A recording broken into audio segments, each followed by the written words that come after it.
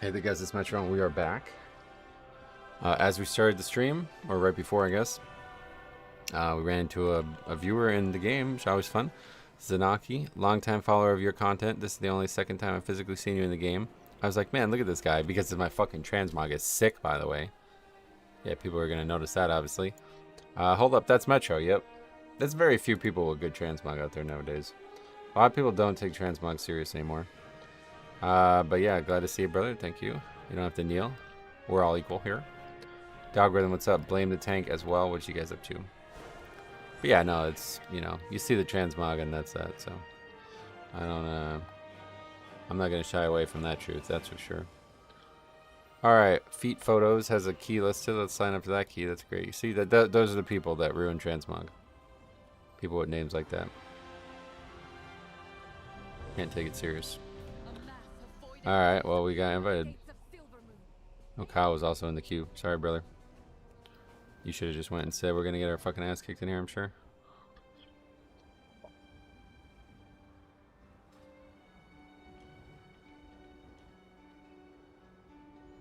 Yeah, we got consumables yesterday. Good. Yeah, we should be stocked up now for a while. Well, flasks and stuff, you need a lot, but... Are you planning a purchase? What the hell's that? A void mailbox? What is that thing? Where is that from? That's fucking cool looking. Holy shit. Fastest invite to the start of a stream ever. Yeah, for real. You're right. Probably a viewer. I would imagine. Somehow we've like exploded in viewership inside the game. Whereas as early as last expansion, I don't think I ever ran into people in the game. Carl says, hope all's well today. I hope so too. Luckily, I'm not in New York City. Because all is not well there. Well, actually, I guess maybe now it is. But man, they were going nuts last night.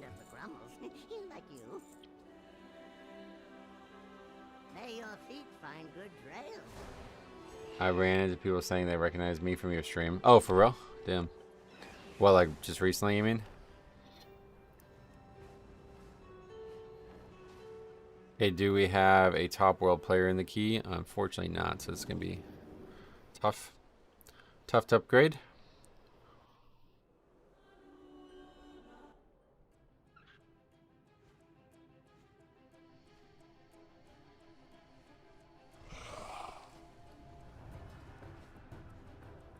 It'll be tough to survive, first of all. Step 1, live through the opening packs.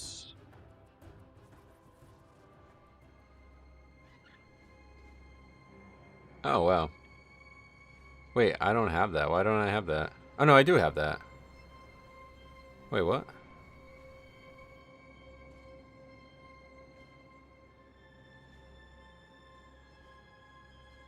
What's it called? It's a toy, I guess?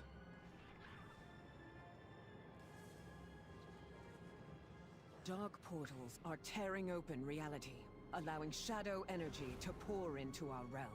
Put a stop to this, heroes.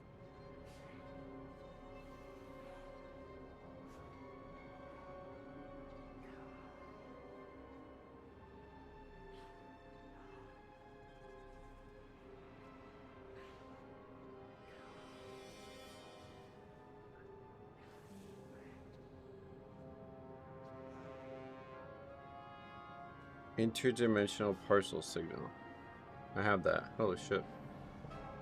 I didn't even realize that was a thing. That's cool as shit.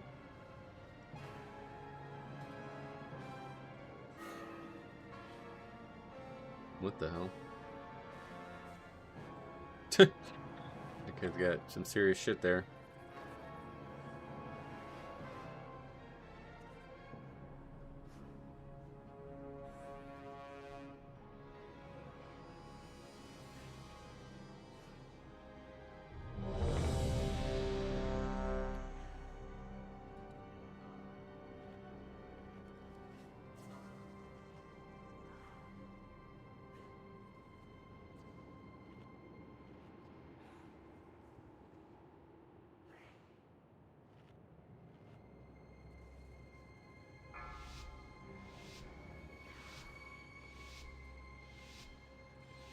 Okay, absolutely need pre-pot here. 3, 2, 1. Most important one. You have to be ready for the dungeon to start a few seconds early for some reason.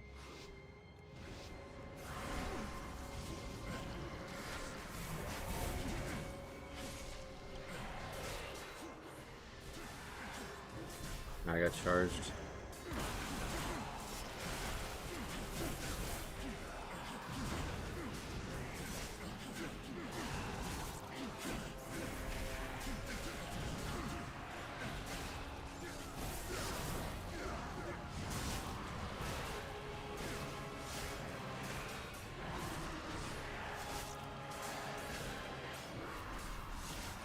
Oh, the fuck. Come right behind me.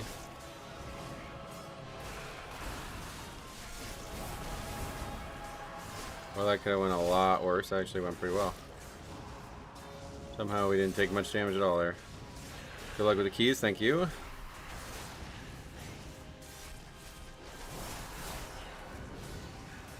That's the least damage I think I've ever taken on that pack, and that was on 20.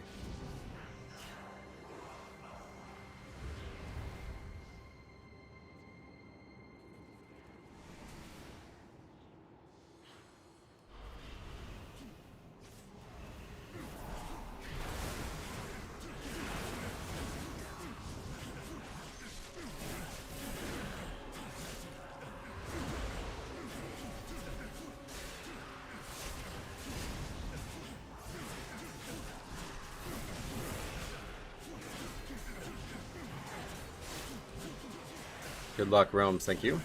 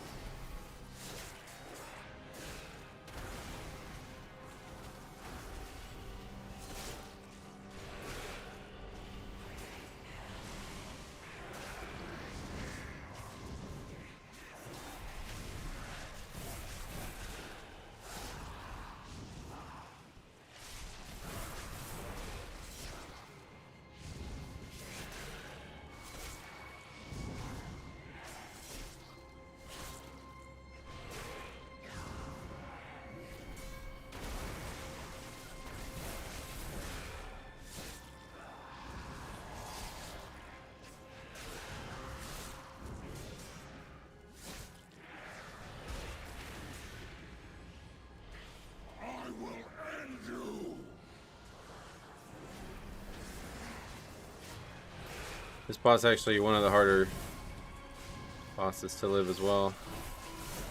See how it goes. Thank you, Devrozas or Devoras. Thank you for the sub.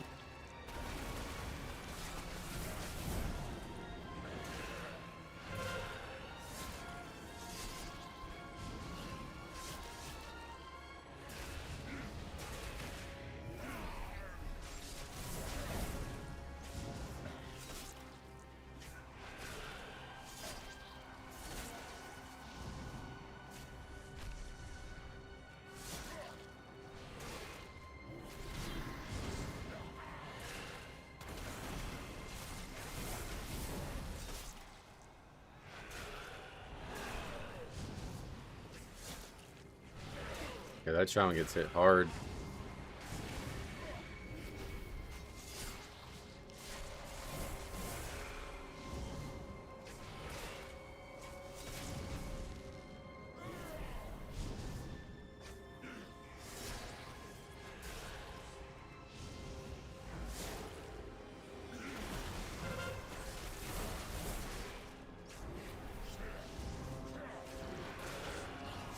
But it's so satisfying. I agree, when it goes well, it's fucking great. Doesn't always go well though, unfortunately. That's the sad part.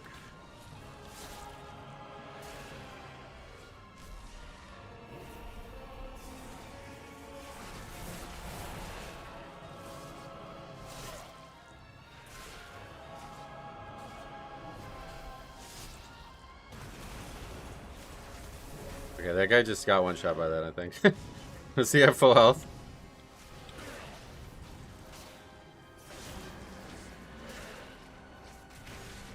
See how hard that boss hit. That almost one shot me too. Pretty nuts.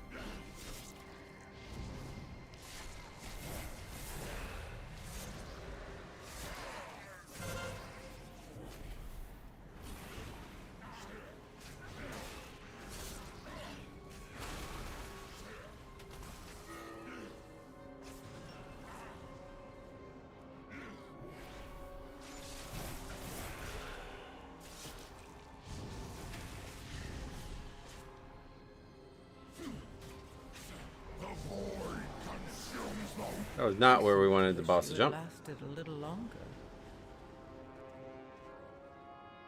I really don't like how people don't attack them. I guess if you're, I don't know. It really seems stupid. Yeah, you see that Knicks game? How crazy was that, huh? I turned it off. I didn't watch the end of it.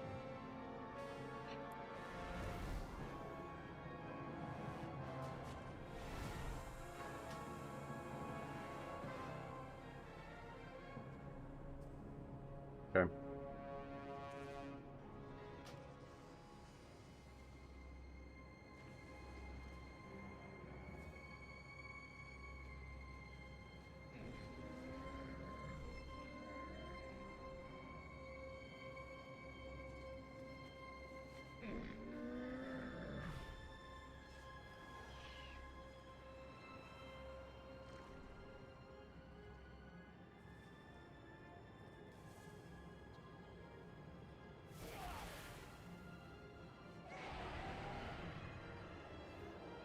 He is brutal, is it?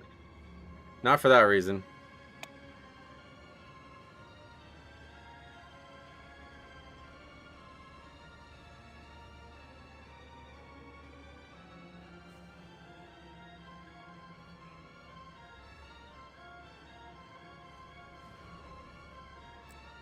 Okay, no, that's it for that. See, in general, yeah, it's definitely a very tough dungeon, no doubt about that. But I do not expect to wipe to the first boss because people are just, I really don't get it. Like, just attack the ads. I know it's not time efficient, but brother, like, what do you mean? Like, we have a shot at upgrading the key if you kill the ads, don't you think?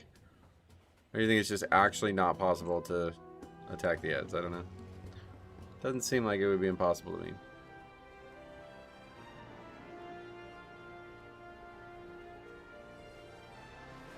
Is it just not timeable if you kill the ads? I mean, I think it is definitely. The strat is like to do as little to the ads as possible, but if you get boxed in like that, I mean, you can just kill them, right? Doesn't seem like you should wipe to that.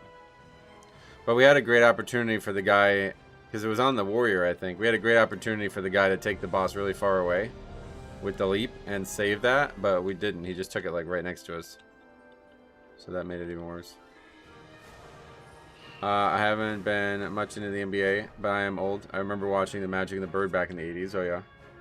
Well, yeah, I have to say, I really don't like the NBA typically. But now, it's coming back, I'd say. It's not time efficient at all is a major issue, but not hitting them just doesn't work 99% of the time either. Yeah, that's what I mean. Everybody thinks like, oh, we have to not hit them, and that means no matter what, we can't, right? But it's like, all right, well, yeah, we ideally won't hit them. But I think if in the middle of the fight, everything else has gone well, and there's two ads kind of close to the boss, maybe we just kill those ones quickly, you know what I mean?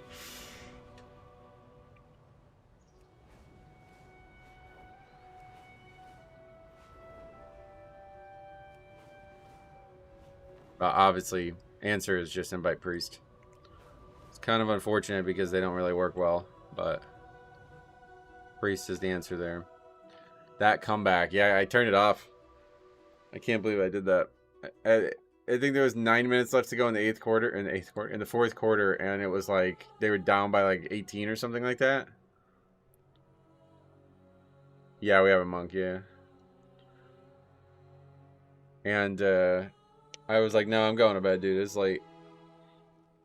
So it's funny because I went upstairs, watched a Dave Portnoy pizza review from that day, And he uploaded one where he was like intentionally trying to jinx the Knicks. I think that was literally the whole point of him doing the review, was to try to jinx the Knicks, which was really funny on its own. But then the fact that the game went the way it did. So I literally like, I'm watching this review, and then Jambo messages me saying that about the comeback, and I was like, wait, what? So I turned it back on, and I was like, what the fuck? They're winning now. They were losing. So that was really funny. Exact same thing as DPS staying rigid to a route, no flexibility or situational awareness. Yeah, it's a very similar mentality, I agree. It's the same mentality there. Like, oh, I can't possibly perform well if I can't predict exactly what's coming, you know what I mean? Like, can you just think on your feet? You'd be a better player. We'd have a shot, whereas we have no shot. Like, if you behave that way in the middle of that fight, we have no shot. Like, you can't, you know what I mean? Like, the fight was over there. It was the largest comeback in the NBA Finals history. I think it's NBA playoffs history, but yeah, 29 points is insane.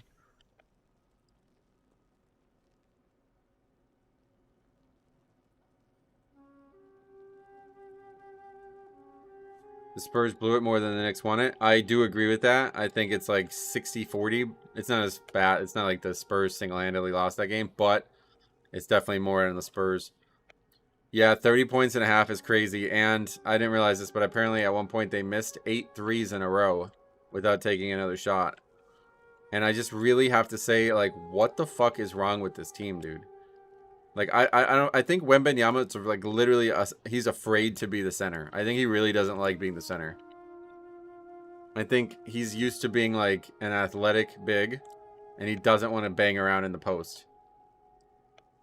And yeah, and then Fox giving up the game like that is fucking insane. But regardless of that, that's the 10th issue out of the other 9 were just as bad. I don't know why you would take a layup there. That's like something that our 9th grade team would have done. That's something that kids do. This happened the other day at one of our games. We were winning the game, and we took a shot when we didn't need to take a shot. And it's like, brother, what are you doing? We don't have a shot clock in Pennsylvania. You could hold the ball for a minute and a half. Why would you even think about shooting? Yeah, I think Wemby is just, I don't know about scared, but like definitely doesn't like getting banged around down there. 4, 3, 2, 1. Yeah, when Wemby's actually playing center, he's the best player in the NBA, right? But when he's not, he's useless. He's shit. He's like a mediocre player. He's not a very good shooter, to be honest. Reminds me of my Celtics, so many blown leads because they constantly shoot threes. The Celtics are the worst team for it consistently, but I don't think there's anything like that's the worst experience I've ever seen of it. One individual experience, because they literally had everything they needed to win that game, and they just chose to not take it serious. That's what I think ultimately happened there. It's like they just took the foot off the pedal, you know what I mean? And the Knicks are already known. Like, they're already known. They come back a bunch, right? Like, that happened in the other series, too, I think. So, it should not be a surprise, especially in New York City. That's really just a generational fumble. Honestly, I hate to say it, but, like, the Spurs should not have beaten the Thunder if that's how they're going to play. Like, the Thunder wouldn't have made that mistake. It's unfortunate. But they're basically just gifting the Knicks. Like, I mean, really, really poor play across 4 games. There was one, you know, basically the first half of this game and the previous game, the Spurs played very well. But outside of that, they looked terrible. And, you know, you could say maybe they got beat up in that long series against the Thunder. I don't know, but regardless, it's really bad.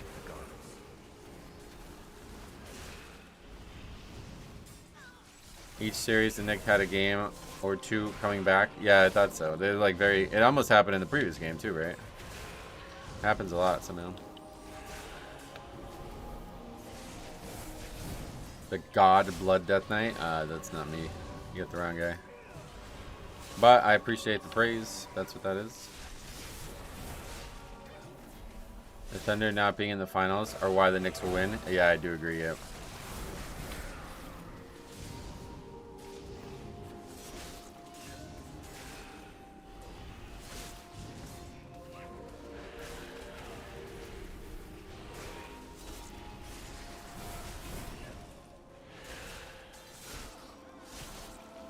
Hey Soldier, what's up? How's everything going? Great.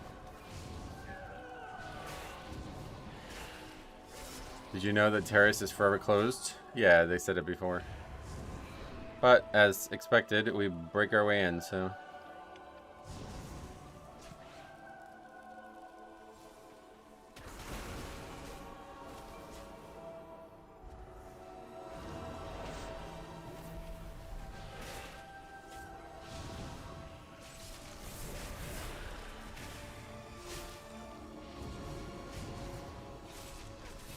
This area really reminds me of that in Seats Library in Dark Souls 1, honestly.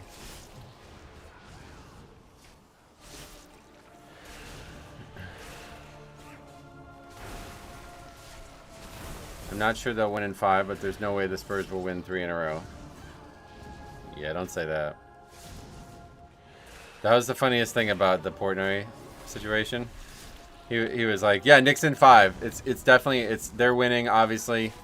And he's like, you know, don't forget about the fact that the Yankees lost after being up 3. Like, I thought that was really funny.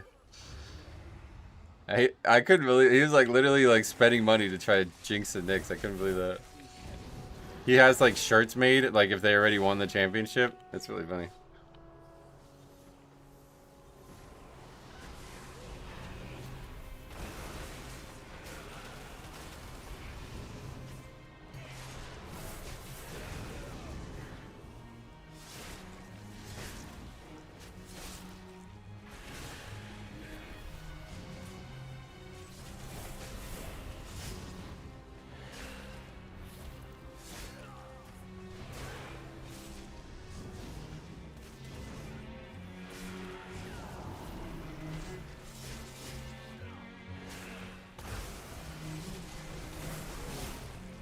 I don't know how hard it was to make new music that sounds like old music in this game. Like, is it an actual instrument that they just needed, and then once they have that, then it's gonna sound like it? Because that like that little violin part there really is key to it.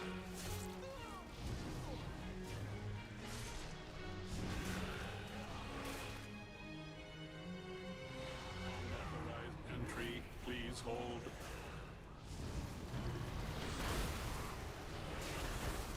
You're a rank 163 in the world. Oh yeah, as Blood Death, you mean?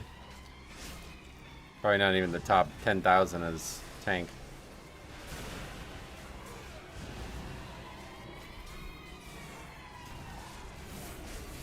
Like, yo, someday there's gonna be a like. I mean, this is probably the worst it's been in a long time. But someday Blood's gonna be so bad that it's actually just gonna be me. That would be well. Kyrassus will probably still play, but. Could you imagine that? Hey, you're first in the world as Blood. I'm only doing 20s though, bro.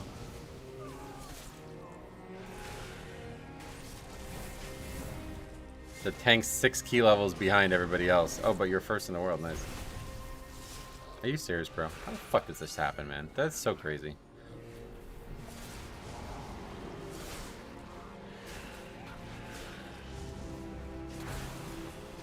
Situational awareness, and it's 20, guys. Guy just got knocked back in the trash.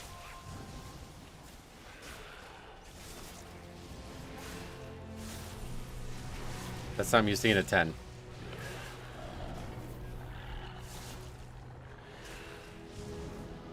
We got a healer with 0 mana the whole fight.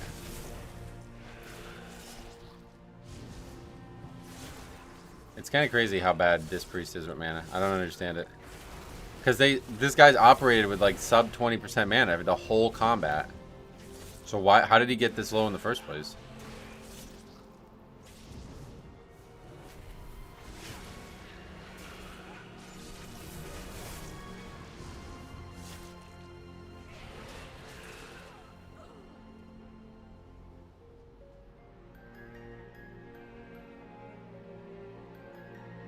Not spraying atonement and single unit healing. Oh yeah. Well, just like spamming inefficient spells. I seem to be detained. The construct ahead is heightening Rama's spellwork. Destroy it.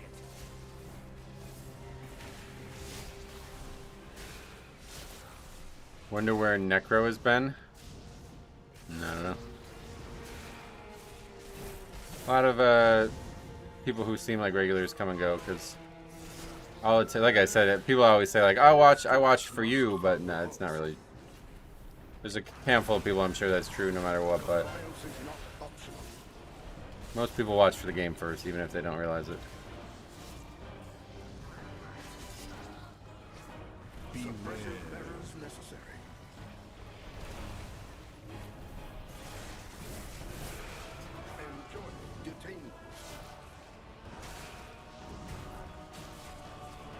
I'd love to see all these current NBA players in Jordan's era. Oh yeah.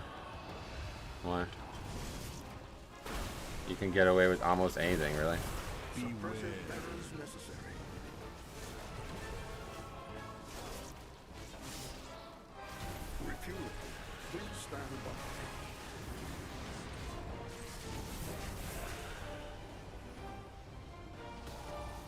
You couldn't get away with murder. Well, he said almost anything. Obviously, you probably can't get away with like bringing a weapon. Hey, Gustav. Their mana is bad regardless of how they heal. It's almost impossible to not spread atonement. Oh, really? Yeah, this guy's already at half health or half mana. Compliance is not optional.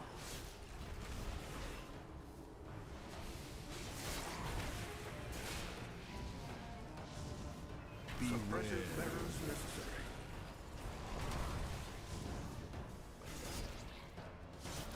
Please remain still. Compliance is not optional. They get mana back from Shadow Word Death. That's how he wasn't running out. Oh, okay. Interesting.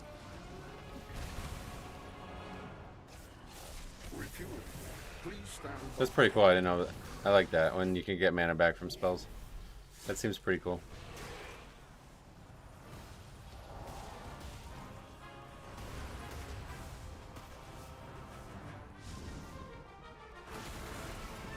Your score for Bear Worldwide will put you at 6,600. That's page 65 of Bear.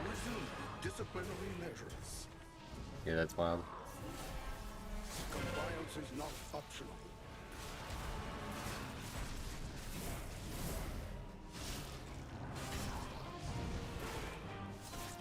Proceed with impairment.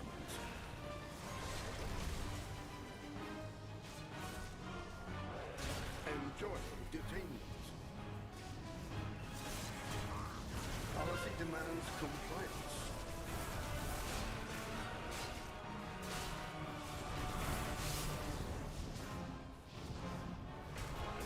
This is a really slow fight. Just realized 3 minutes already. Refueling. Please stand. Less being here doesn't seem like now it's terrible, yeah.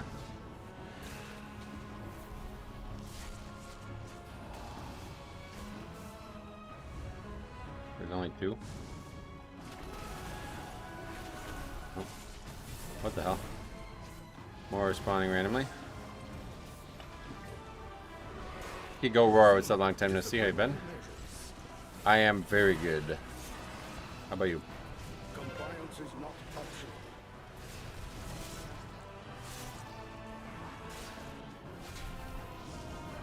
This is gonna be a 4-minute fight. That's crazy.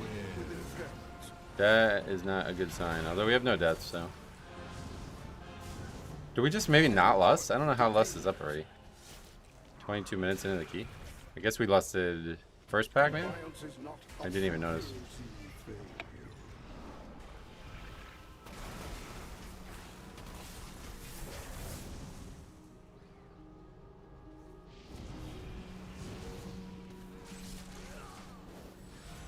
Who just got charged there?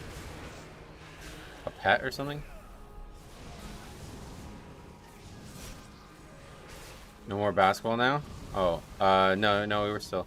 If you're talking about the team, we're in the summer league now. We just had a game last night, or not my group, but 7th and 8th grade had a game last night, so I was there watching that.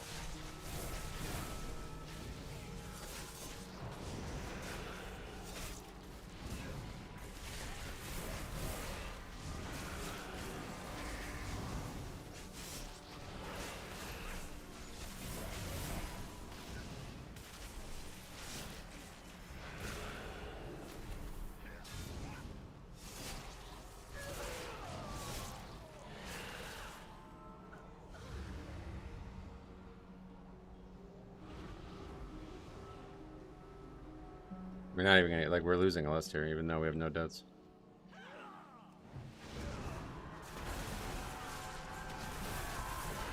We can't wait. Like, we have to go.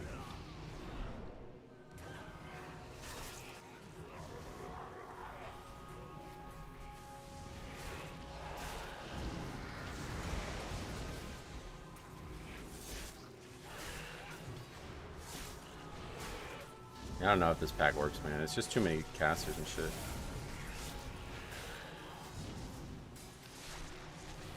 Too much damage, it's hard to stop.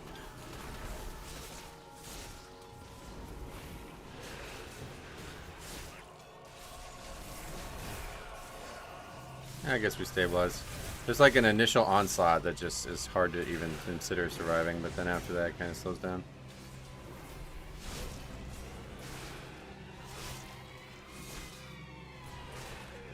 Yeah, well, last time we did this, people were suggesting we do this and then the last pack.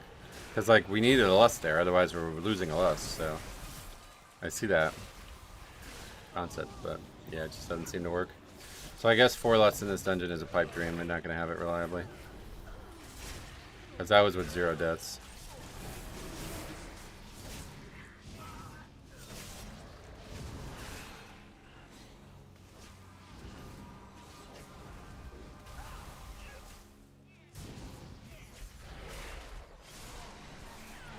Phantom, what's up? Welcome.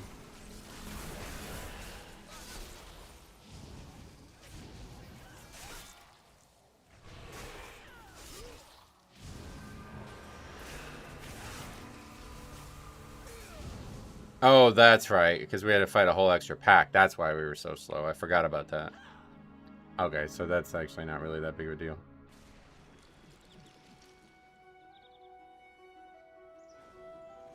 Okay.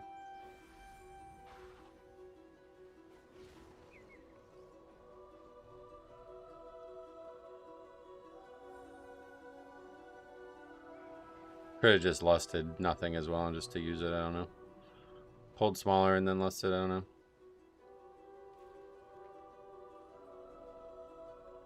That key was not going to work anyway, though, because we didn't have a warlock. I don't even really know what to do without a warlock.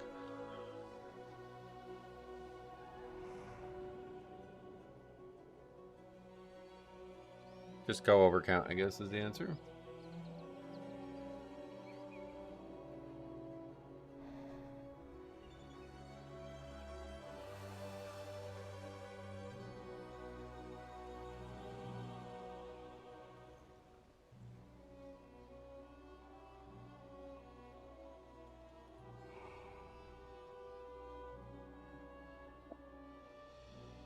Did we had a route made for that, right?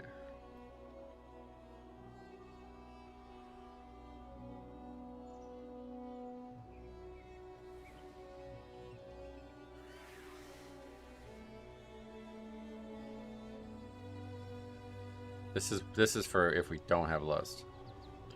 Planning to stream through the entire end of the season? Yep. Definitely. I don't know what we'll stream, but we'll see. I mean, there's always the choice of just making videos instead, but we'll see. I like streaming. I mean, it's fun. It's just, yeah, I gotta find something to do that's also fun to do and watch. Doing this for the rest of the season is not totally out, but it seems like it might not work out.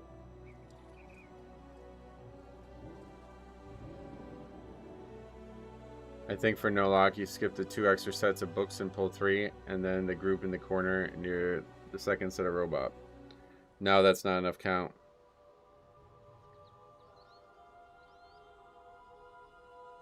See. I guess we can just get 1 set or something?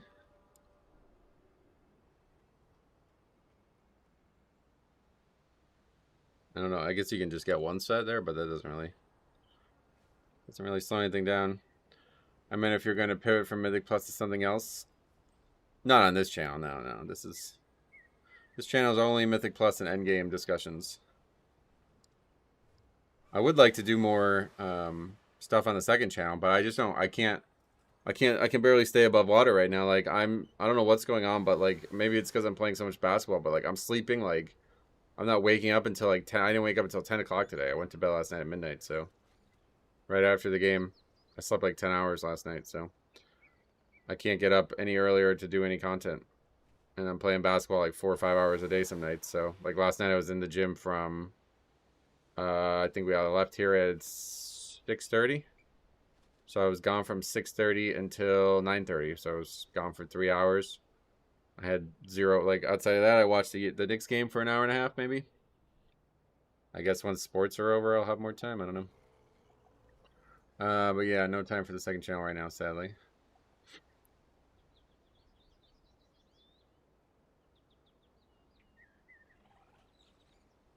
But yeah, that's it. It's just don't pull that pack. That's the only change, I guess, to make.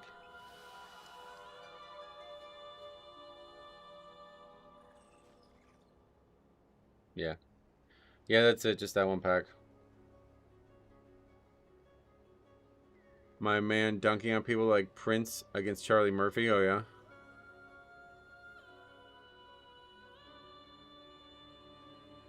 yeah. Do you do other workouts to improve your basketball? Other work? What, you mean like lifting weights or something like that? No. I definitely don't have time for that.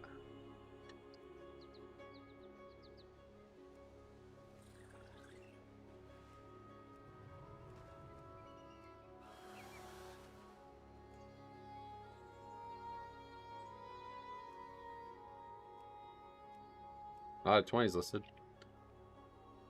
No, yeah, I'm even for the kids, I'm a big proponent of, in order to get better at basketball, you play basketball. That's it. I get why you would want to lift. Frankly, I think a lot of lifting, quote unquote, is just doubled up with like steroid usage in high school because there's no governing body against it. But regardless, like, yeah, if you want to spend a bunch of time getting stronger, I would recommend doing that. You know, I'm not going to say don't do that, but just don't do it at the cost of playing basketball. That was always the thing. I realized this when I was like 16 when we started lifting for high school. It was like we lifted 2 days or 3 days a week and practiced 2 days a week at the time in the summer. And it was like, this seems totally backwards. Like I don't want to lift 3 days a week. So I just stopped going to the lifting. And then, you know, the coaches didn't like that. But I was like, I'm not playing basketball to get like bigger arms. Like it doesn't help me. It doesn't make me better at basketball. I would rather play basketball with that time.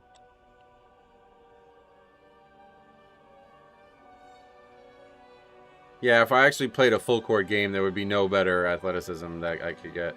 The problem is I almost never play a full court game anymore. If it wasn't for the league on Sunday, which tomorrow or Sunday is our last game, so I don't know what's going to happen. I don't know if I'm going to start going back down to Allentown. The problem with that is the gas is so expensive. I don't know. It's been nice not to spend the money on that. World Cup is here. Going to burn some money gambling. Oh, definitely not going to do that, but yeah, probably won't even watch the World Cup. It starts tonight, doesn't it? Yeah, maybe I'll watch it a little bit, actually. It's supposed to storm tonight, so I don't think I'm going to be able to play basketball. How tall am I? 6 foot. Let's see if it's still supposed to storm. It says light to heavy rain from 7 to 9 tonight. So yeah, won't really be able to play basketball.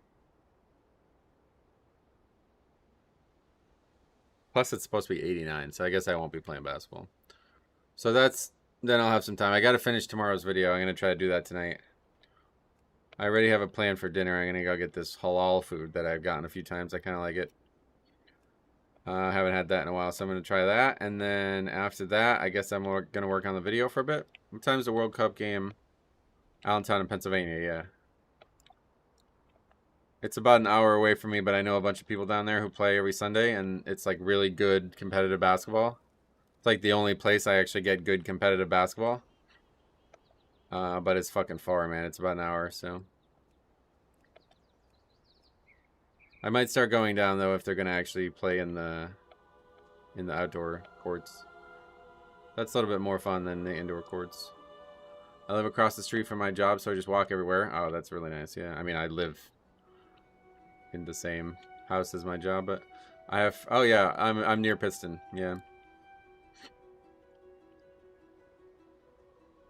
very near to Pittston.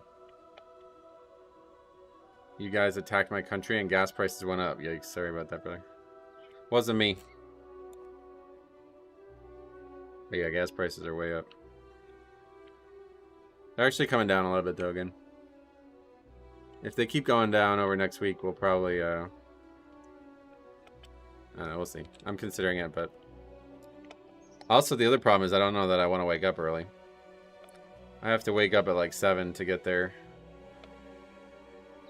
And I've been waking up at like 9 or 10.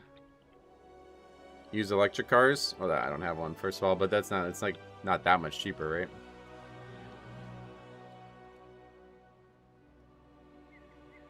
The car I own now is probably going to be the last one I ever get, unless, I don't know, I guess somehow I get really wealthy.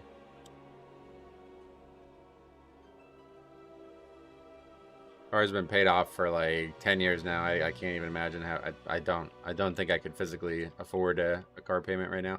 Unless, like, I don't know, I'm very worried about what happens with the student loan stuff that's about to happen. That's why I keep like stressing about money, because I'm really worried about that.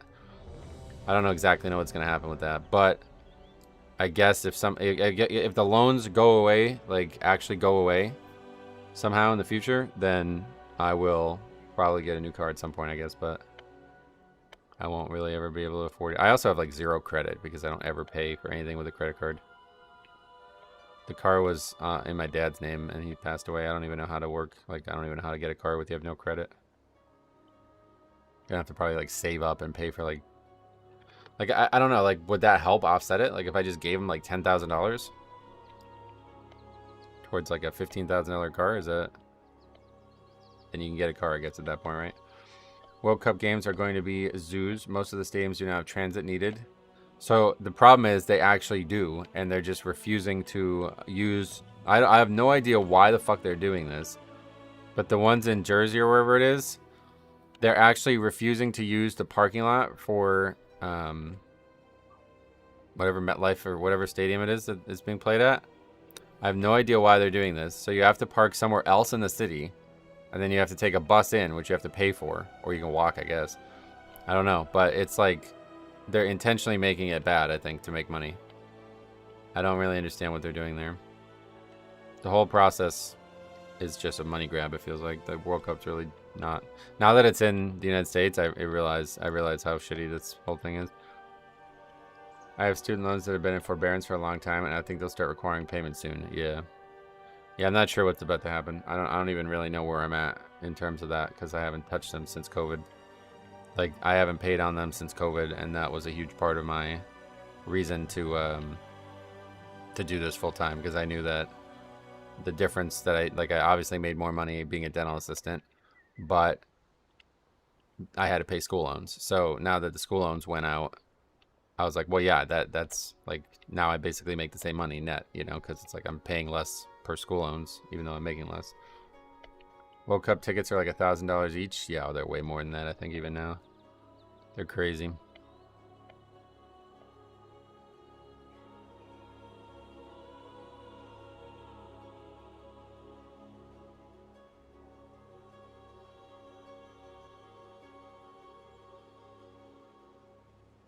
It's always been a money grab. FIFA is the most corrupt entity on earth. They'll commit more human rights violations than countries do. Yeah, from what I've heard, it's like a mafia. It's like an international mafia or something. World Cup's a great event. I love watching it, but in terms of like attending it and hosting it, it seems like it's a total fucking mafia thing. Like,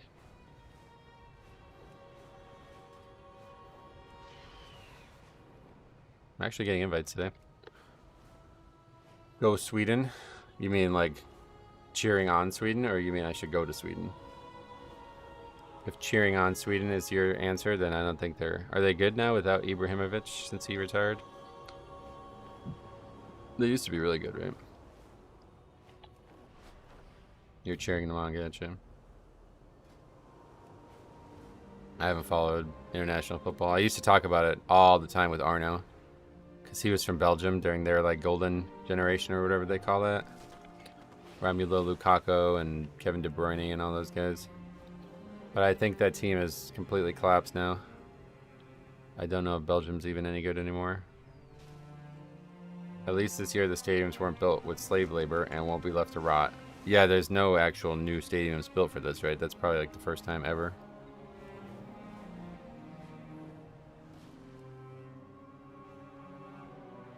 In Brazil, FIFA got the government to pass a law that allowed alcohol in their stadiums.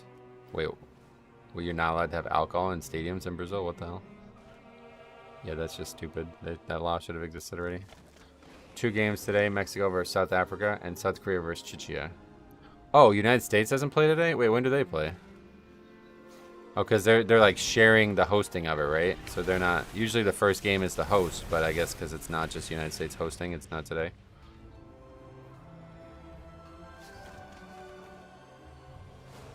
No alcohol in stadiums there. That's really weird. United States plays tomorrow. Oh, yikes. Well, I guess there's still no Knicks game tomorrow, so.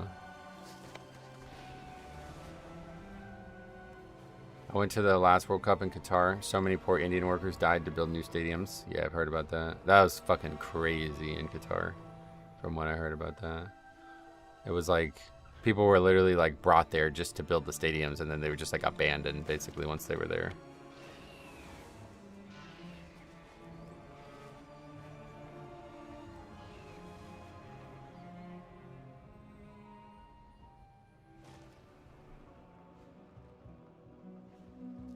Oh, it's in the afternoon tomorrow? Oh, that's kind of cool, actually. I'm not going to be streaming tomorrow, so I guess I'll be able to watch that a little bit.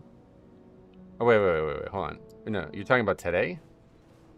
When do the United States play? I don't give a shit about Mexico and South Africa. Who the fuck cares about that? Where's the World Cup? Let's see. Schedule.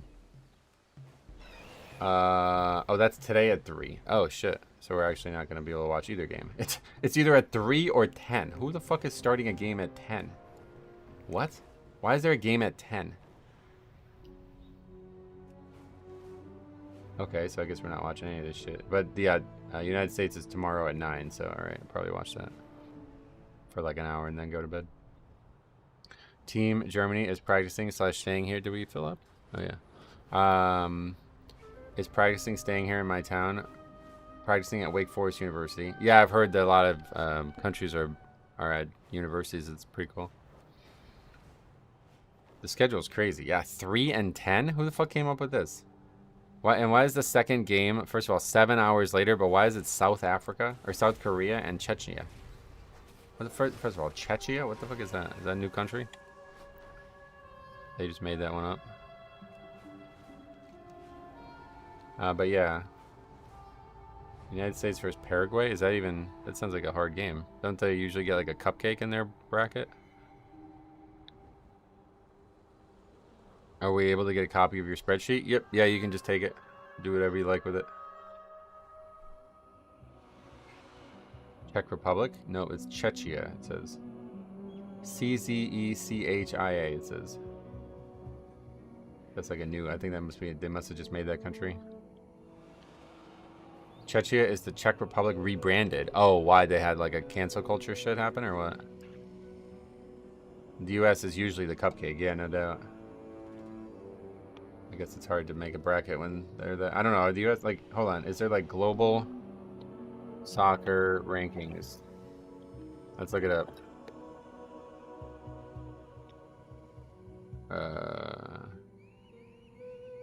Okay. Yeah. Wait. No, that's Portugal. Argentina #1. That's where Lionel Messi plays, right? Who's on Spain? France, England. They're 4. I always root for England. Oh, Belgium is still 9. Germany 10. Okay, so Paraguay's shit, I guess. They're not even... United States is better than them, I guess, probably. Oh, no, they're 41st. Wait, is the United States even in the top 100? Where are the United States? Did I miss it? Wait, what the fuck? I must have missed it. Nope, they're just not even on the list. Or is it under America or something? Brother, they're not even on the list. What? They're not in the top 200 countries in the world? I must be missing it. Where is it? They were 17th. Oh. Well, what's the name of the fucking country? Oh, USA. Well, that's stupid as shit.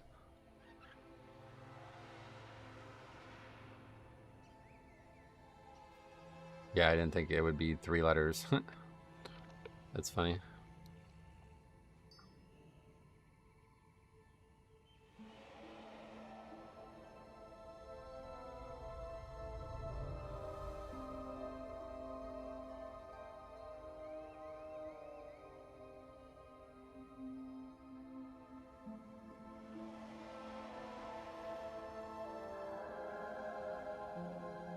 Okay, so the United States is actually good.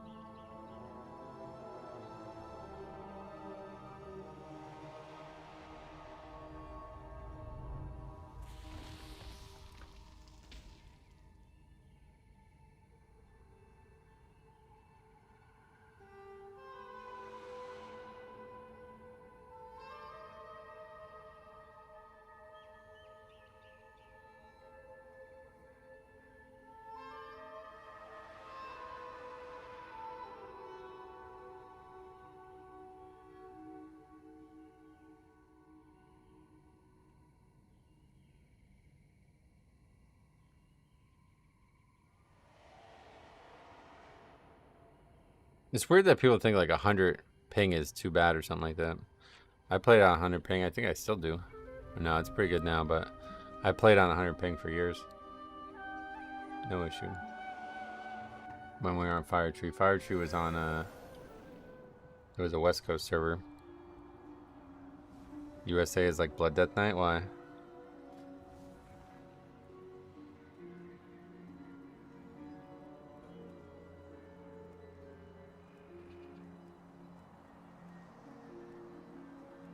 Wait, this guy's got... Dude, Key's resilient? Why are you so worried about routes, man? These people are weird.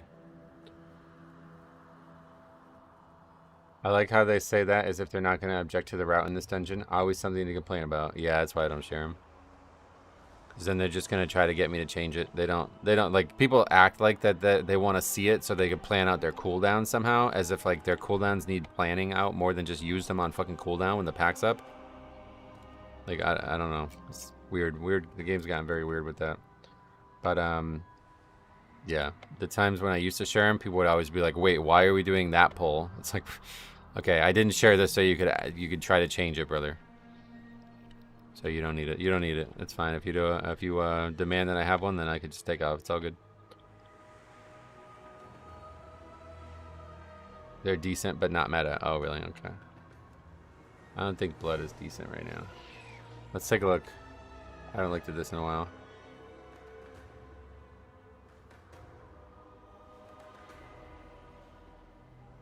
I always play with 140 ping here in Brazil, but ping gets crazy with people from Oceanic. Yeah, that guy was fine though, 120. He seemed totally fine. Alright, 16 to 23.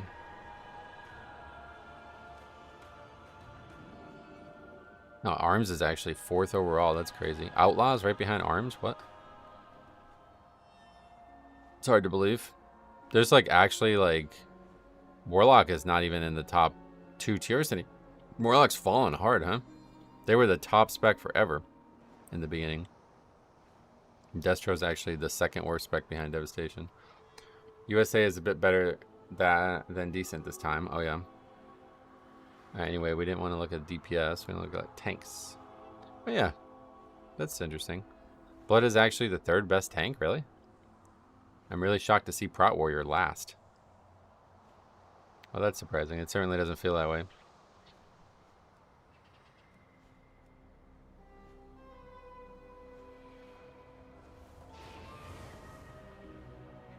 Blood's just fun to play. Yep, 100%. Specs with low play rates might just be high from only high-ranked groups running comps and routes that cater to them. Like what? Nexus Point is one of the worst Prot Warrior dungeons. Oh, really? You watched MDI now. 100% agreed with not sharing. Say no to micromanagement before even starting. Yeah, I won't participate in that one way or the other. If they want to kick me from the group, then that's their right to do that. But I'm not interested in that. They're already tough as it is. Like, the game's hard enough. I'm not worrying about what you want as well, man. That's just... I'm not good enough for that. I'm sorry. Maybe other tanks are, and that's great. You can play with them, I guess. But...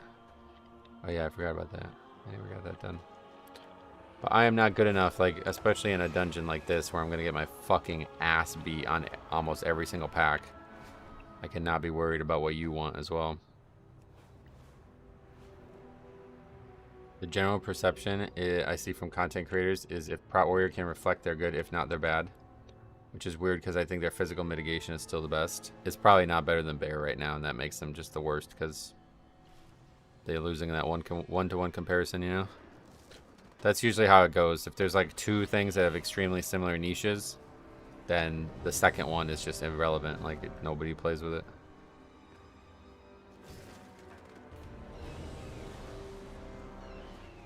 Okay, try Seed again.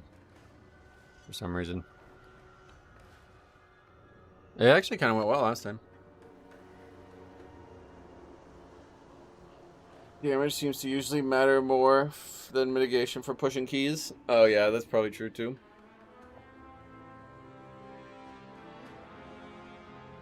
Like, I think mitigation is a bigger factor than, say, like HPS for healers. But in general, I think most tanks are able to make it work.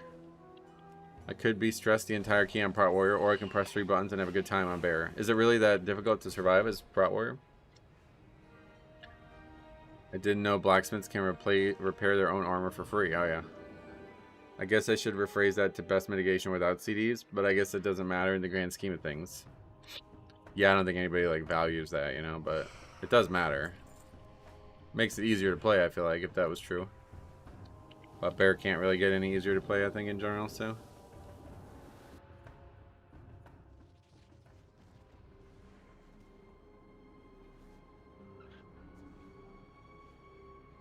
You have to know when magic damage is coming and save your CDs for it. Oh, yeah. Dark portals are tearing open reality, allowing shadow energy to pour into our realm. Put a stop to this. Bear's all about CD management. Oh, for real? What the hell? Did he actually put his on top of mine? Is that why it's like that? That's crazy.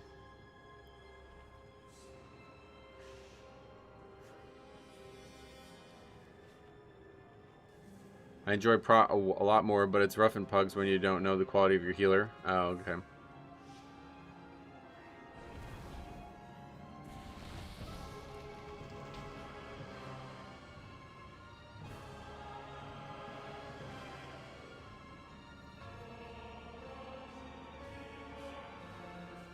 Nick's comeback was satisfying to watch, even as a Celtics fan. Nice. I'm glad to hear you say that. It's certainly basketball history, right?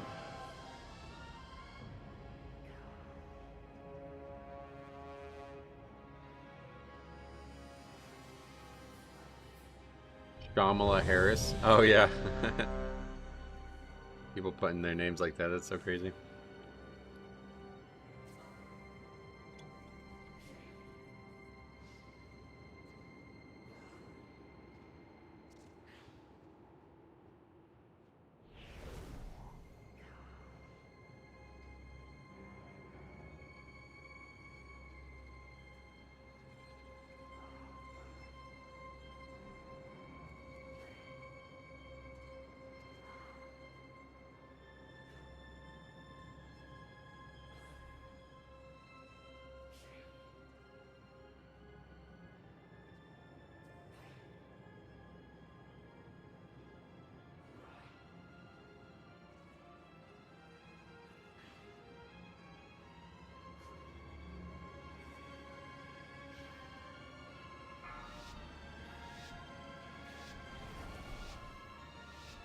Five, 4, 3, 2, 1. Oh, shit. I got the pre-pop. Fuck. Ugh.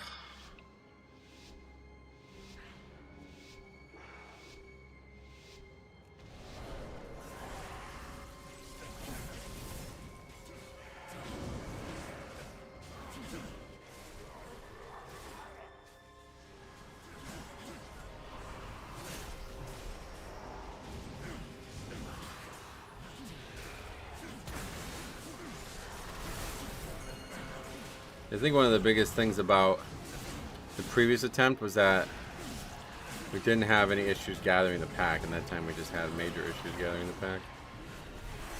So like I had to commit CDs early, and now I don't have anything. I simply wish you had lasted a little longer. But the Pally's offline anyway.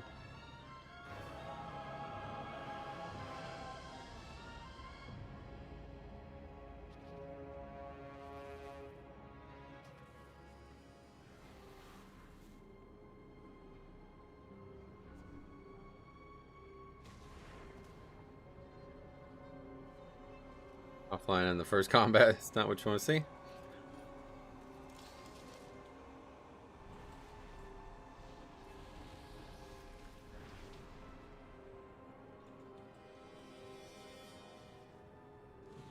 Oh, wait. Yeah, we didn't actually vote to abandon. He's the party leader. We can't reset.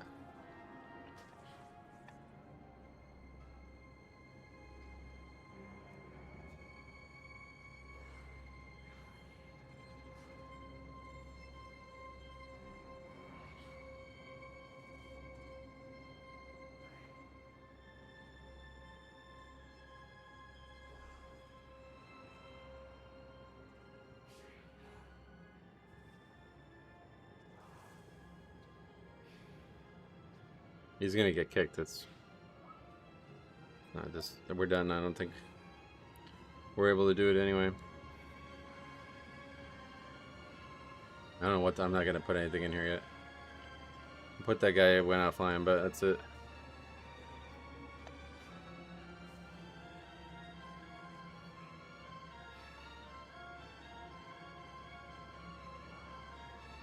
Tichondrius.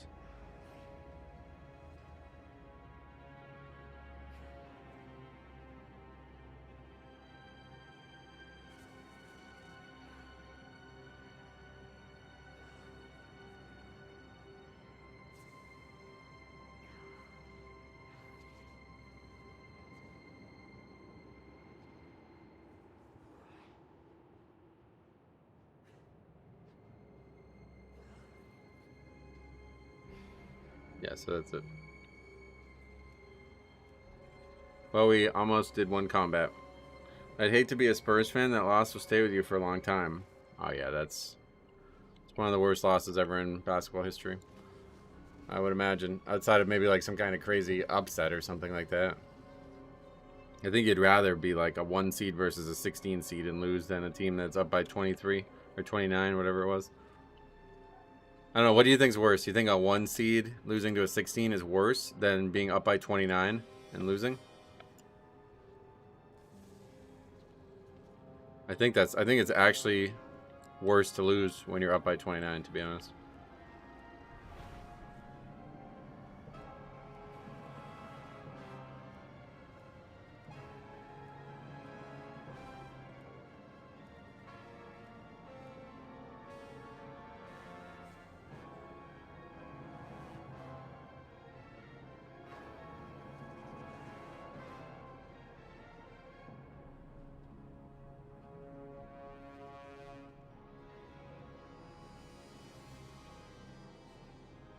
I don't know. Ask an Atlanta fan. They know all about blowing leads in finals.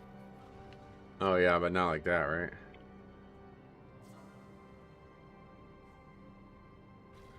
Are you talking about football or something, right?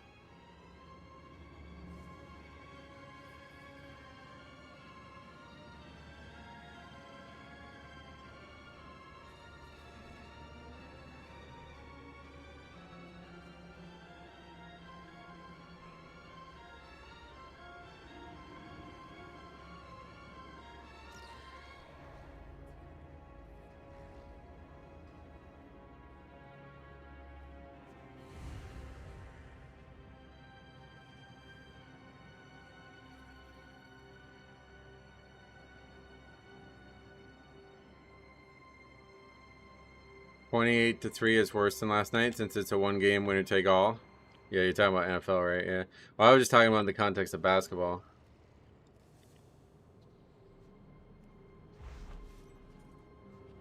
I think 28-3 in the Super Bowl is worse. Yeah, I agree. It's worse than the NFL. I agree. But I was just talking about basketball. That Arkansas game in the MCWS last year was up there too. Oh yeah, I don't even know what that is, but baseball a little different, I think too. I mean, basketball. Like the thing about basketball is it's like a lot of it's like athleticism. You know what I mean? Like if you're a 1 seed, I feel like your team should be dramatically more athletic than a 16 seed. So you should win that game 99 out of 100 times. You know? Maybe more like 999 out of 1,000 times. So that one loss is almost like inconceivable. But it's like the same way as losing up, like if you're up 29. But I could conceive of it because like 29 points, it sounds like you won already, you know? Like if we were up 29 and we ended up losing a game, I would know exactly why, because we gave up. And that's exactly what happened with the Spurs. You just can't believe that they gave up, but they gave up, you know what I mean? Like, they just made all kinds of dumb decisions to the point where they basically gave up. I want to play basketball with you. Oh, yeah. Are you in Northeast Pennsylvania? If anybody's in the area and wants to play basketball or golf, let me know. I'm desperately trying to find people to do these things with, and I can't find anybody. Well, I can find people to play basketball. That's easy, but golf's hard. It's funny because one of my basketball friends, I was like, you golf at all? And he's like, no, I never golfed. I was basically trying to like talk him into starting golf. That 16 seed can come out swinging. Blowing a big lead is always rough. Yeah, that's what I was thinking. Yeah, I think it's worse to lose when you're up by 29 because that should not happen. Like, you should never have that happen. If you got to a position where you're up by 29 and it's not somehow like, I don't know, I guess it's possible to go up 29-0 or something like that. Like, all right, then you probably don't expect to win that game because obviously the team's not going to score 0 points for the rest of the game. But to be up 29-0 with like any type of time like gone, you know what I mean? That's really, really, really bad. A 1 seed losing to a 16, it's, yeah, I mean, there could be injuries, there could be reasons for it that aren't just you didn't play well, you know? But the 29-point loss, that's like you just gave up. That's really all there is. There's no reason that like, yeah, you could have sat on that lead. You could have let the shot clock, you know what I mean? You could have ran out every play and you would have won that game. There's a million ways they could have won that game.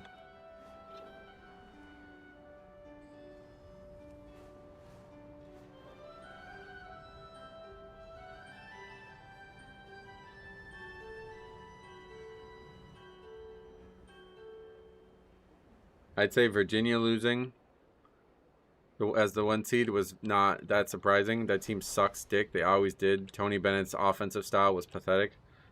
They were always overseeded even when they were the best team. But Purdue losing with Zach Edey, that's almost incomprehensible. Like, I don't know how you have a 7-4 guy and you can't win a game against a fucking mid-major. That's crazy. But still, I think it's less crazy than losing by 29 in the finals. Or losing down 29. Or winning down 29. Shaka smart system on full court presses always seem to bother even the most talented teams. It's like they don't practice for it anymore. No, they don't, because the athleticism in college basketball is more about burst athleticism and not long term, so they can't. Like, I've noticed this in high school as well. Like, I was talking to our coach, and it's like, you know, I'm trying to learn about why people press and why they don't. And it seems like the prevailing, like probably about 75% of the reason people don't press is because they don't want their players to get tired. So, like, the coach said he basically only presses to harass.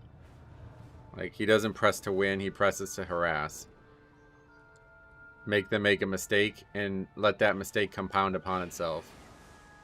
Not like, we're going to actually deny them the ability to score by pressing, you know what I mean? That wasn't the goal. The goal was to get them frazzled and make a mistake that leads to them losing. It's like more of like a psychological choice than it is a strategy. And it's very interesting because when I was young, we pressed all the time. Like, every game we pressed. Yeah, I feel like that. I don't actually remember it that well, but I'm pretty sure we pressed all the time. I don't know, pressing's just not as effective as well, I think. Especially if you have actually skilled passers. Our team was super, like, my freshman team was super vulnerable to pressing. Because we have, like, guards that are, like, 5'5" or smaller. So they can't really throw over the top. Like, they had no real... It's very hard to beat a press when you're, like, swarmed by people who are a foot taller than you. But, yeah, in general, I think high schools don't really do it. It's like losing to your brother after he gives you a 30-point handicap. You'll never live it down. Oh, yeah. That's pretty crazy. Losing a 1v1 when you're up by 30. What's the game to? That's a really long 1v1. That'd actually be very interesting to have like a 1v1 to 50. I would like that, actually. When I go down to, or when I did go down to Allentown, oh shit, signed up to Windrunner Spire again. That's fine. When I went down to Allentown, we would play the games to 100 if there was only 2 teams. That was always fun.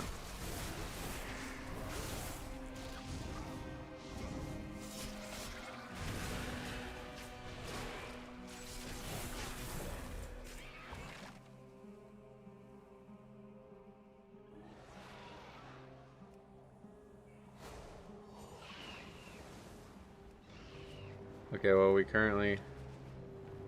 we're not gonna have a way to skip.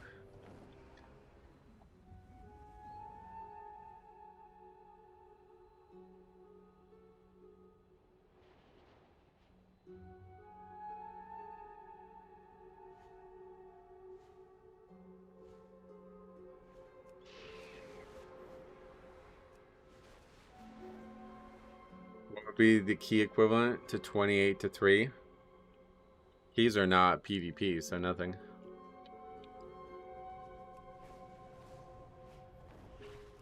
The only way you can maybe even make it sound complete is like... For what?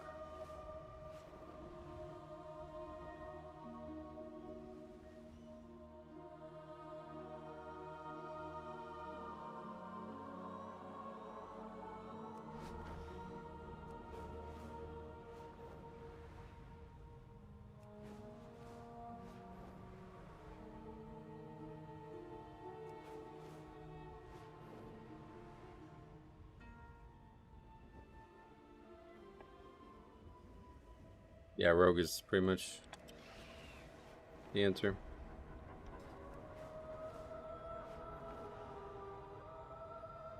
If you can PvP at an average level, you can PvE at a great one. No, that's not true. Totally different skill sets.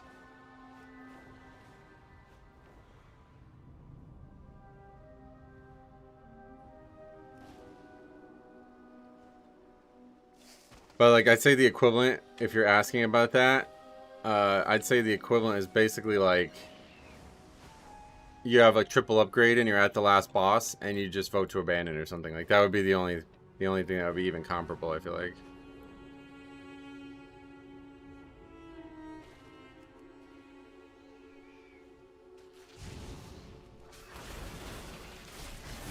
I'm 39.50 right now and Mythic Plus. Nice. That has nothing to do with why you like. Had nothing to do with PvP. And it's not even related. They're not even remotely similar skill sets.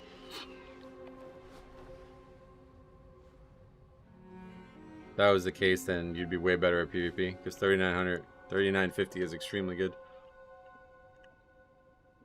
It's easier to teach someone who PvPs to learn PvE. I do agree with the general idea that like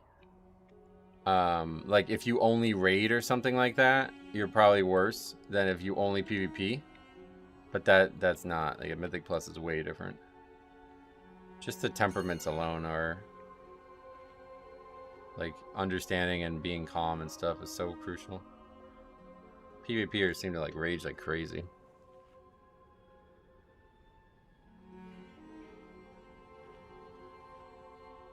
The thing about PvP is you could win even when you may not be the best team. You can't do that in PvE.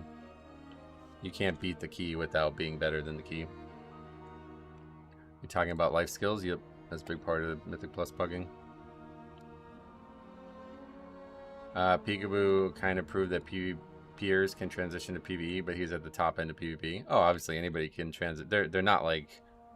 It's not like, you know, being a right-handed player versus a left-handed player or something. They're still the same concepts. It's just like you're not actually better at Mythic Plus just because you did PvP. They're not in any way the same. I mean, especially just considering how much longer a Mythic Plus dungeon is than an arena match.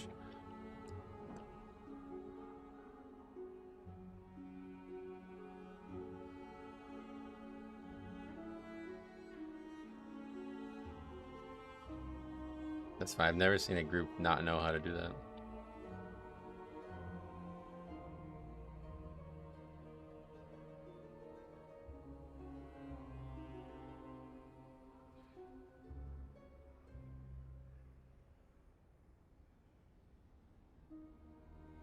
If you can outplay a player, you can outplay an NPC. No, that's not true. It's because it's not. The player is able to make a mistake. The dungeon is not. If you die, it's because you made a mistake. Whereas in PvP, the other player may make a mistake. 4, 3, 2, 1.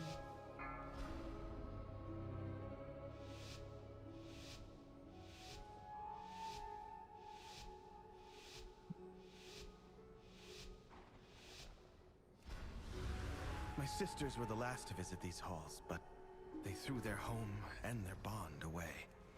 If we can calm the spirits here, maybe they'll return.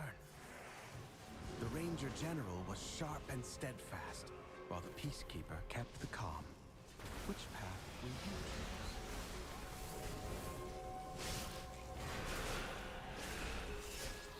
choose? In PvP, the player isn't scripted to be defeatable, though. That has nothing to do with it. What do you mean? Both are defeatable by default, obviously. Both are gonna stop you from winning. It's just one can make a mistake and one can't.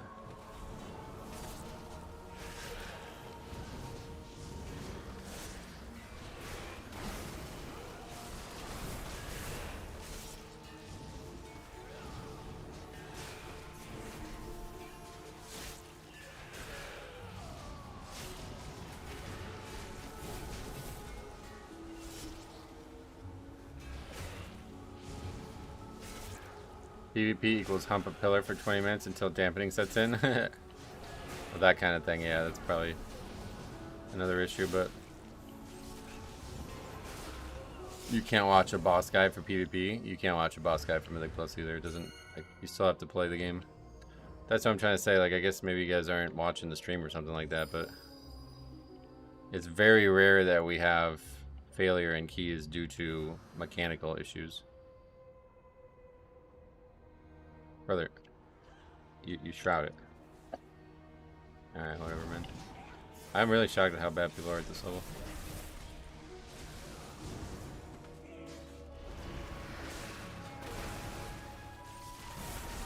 Guides also absolutely exist for PvP. Oh, really? Well, regardless, it's irrelevant. That's not what we're talking about. Was the peacekeeper of our family. She spent many days tending Everybody knows the mechanics in PvE, but the wilderness has and we still fail all the time.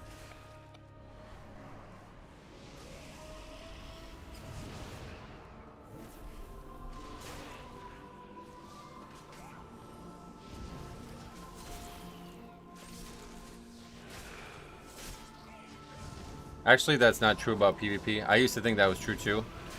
But a friend of mine was like a really good PvPer, and he told me that like high-end PvP is actually just as scripted as a lot of WoW content. Because everybody, you know, you only have so many CDs, you know what I mean? So it's less scripted, obviously, but it's still the same like chain of decision making. Like, all right, that guy did this, now I do that. And there's only one way to do it.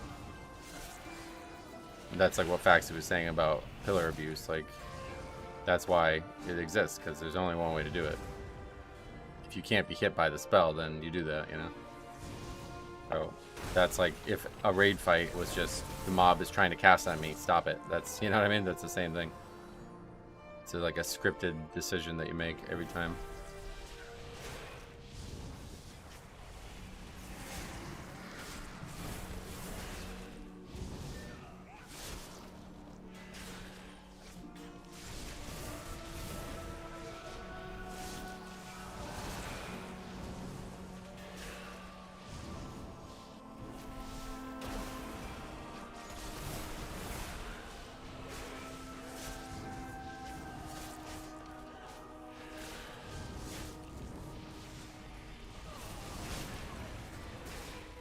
Got some hard stock combatants in this thread.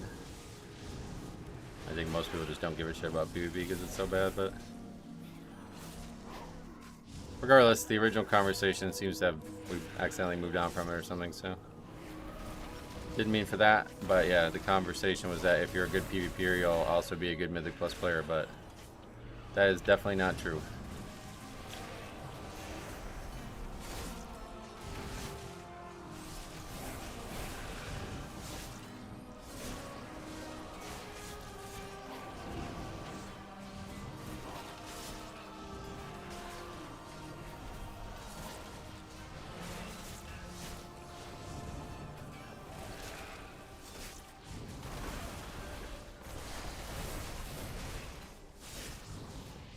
I've personally seen plenty of PvP players in Mythic Plus, and they do terrible. They don't dodge ground effects. They have no idea what the kick or stun. And like I was saying originally, they have very bad attitudes. We've reviewed a lot of people who are actually like PvP first players come into Mythic Plus with this weird attitude that they're like somehow good at it without any actual experience with it. And it really hurts. It really hurts them. It's their biggest flaw. A joy beyond measure. I'll need that relic.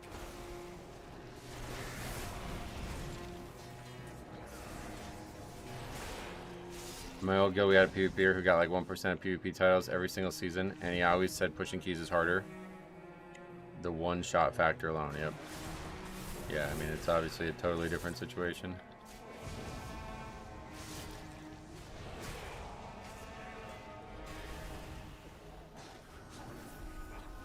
Oh, no, really?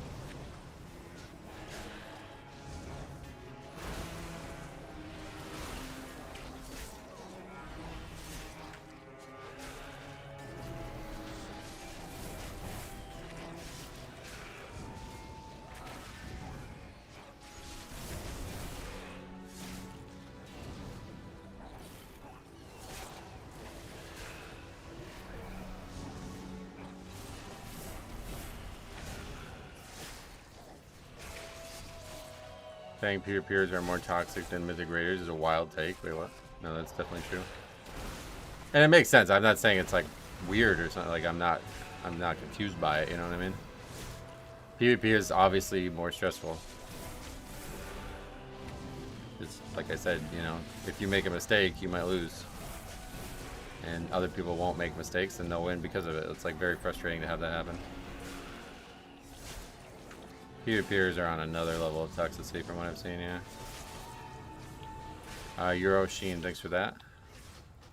More good luck will be needed. I appreciate that.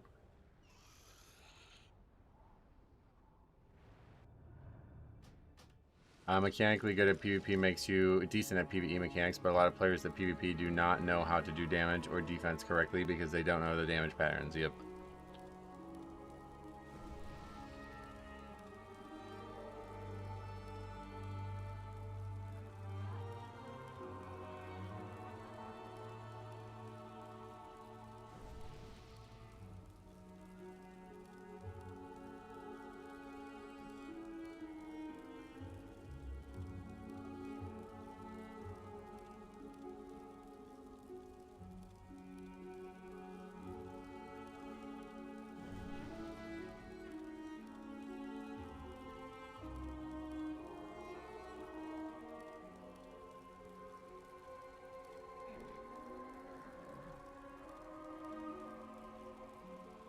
I have many lucky doos you like. Be a great example right there. That's a great example of why PvP is totally different than PvE. PvP is more toxic because of loss removes rating. In PvE, you lose some time and go again. Yeah, to be honest, I do agree with that. Yeah, I think if like that key lost people score, it's gonna get a lot more toxic real quick, huh?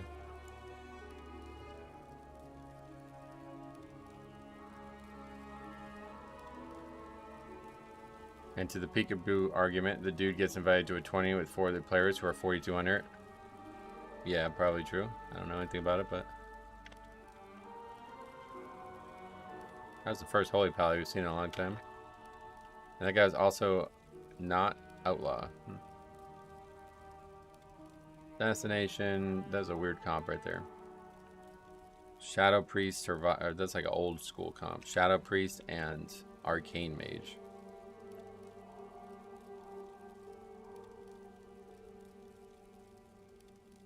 When was the last time we had a Shadow Priest? Last week.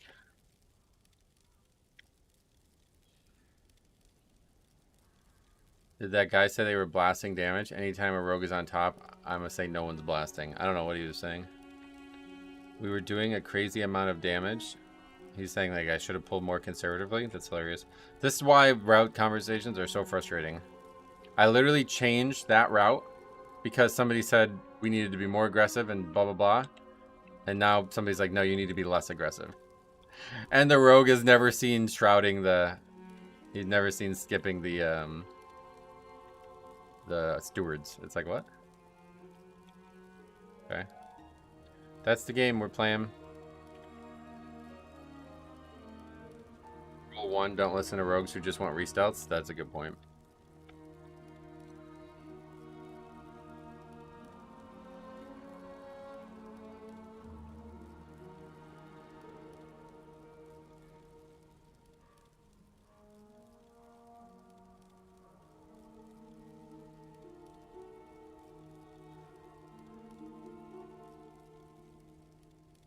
You need to simultaneously be less and more aggressive. Yep. Did my first 21 today. From a tank perspective, it's not that different. Oh yeah, nice. Classic case of damned if you do, damned if you don't. Yep, that's why I always say just fucking do it. It's so hard to figure out when it's true and when it's not. That's what we were talking about that yesterday too.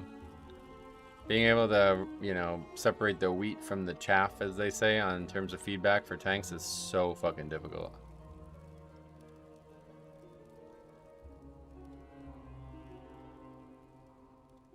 Hey, Dalgorithim, or Kyle's here. What's up? Welcome. You signed up to a key I was in before. I felt bad. You should have gotten it instead of me, honestly.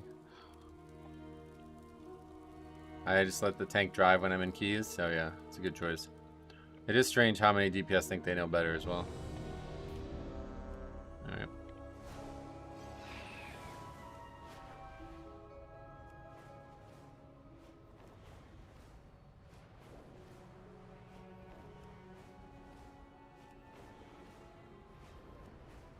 I've seen PvP players be toxic more regularly, but I've only been wished death threats by Raider.io pushers.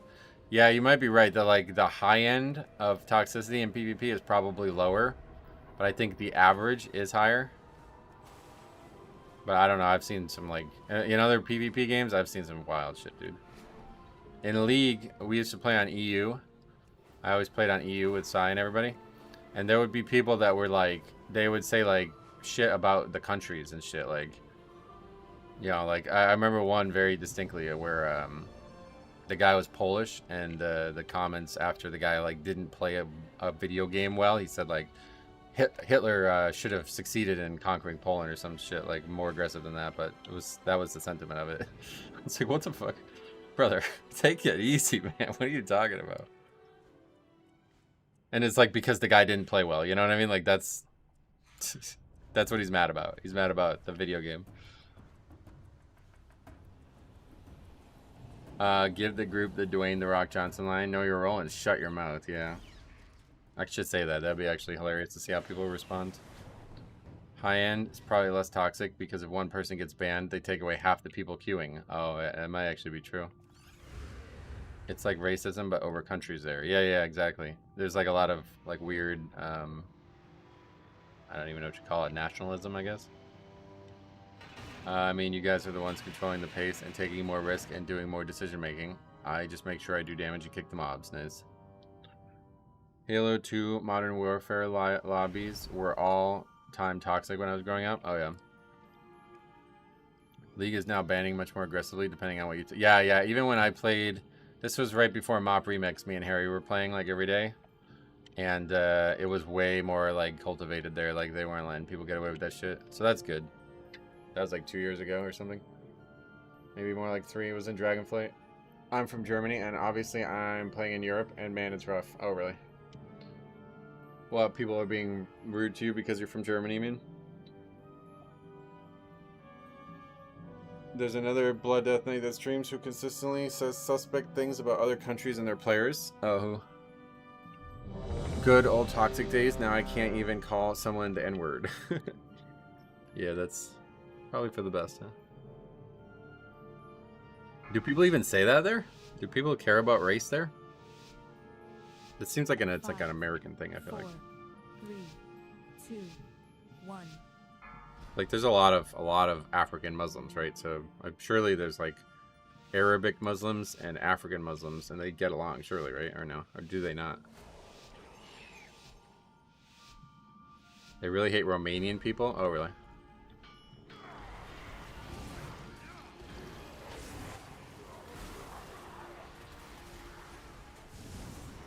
That guy is just simply closer to the mobs than I am. That's crazy. You will have to make WoW 101 as a healer, it feels like. I don't know.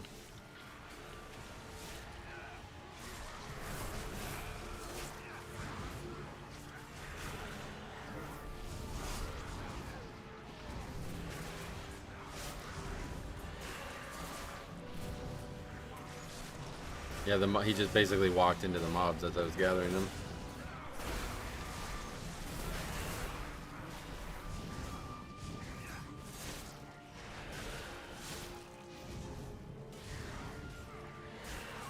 Okay, this is actually the hardest pack in the dungeon right here, I think. We almost have to, like, fall off, like, and not go too far. So the mobs run right by me otherwise.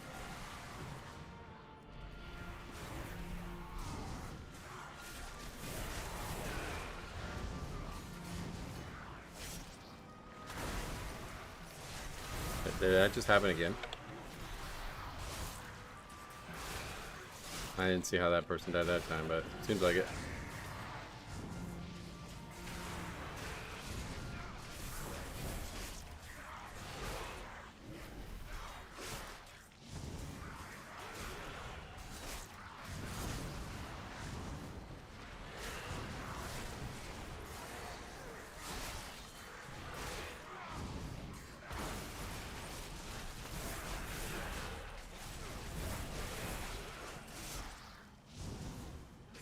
Well, we lost Purgatory here, so we're probably about to die in the upcoming packs, but we'll see.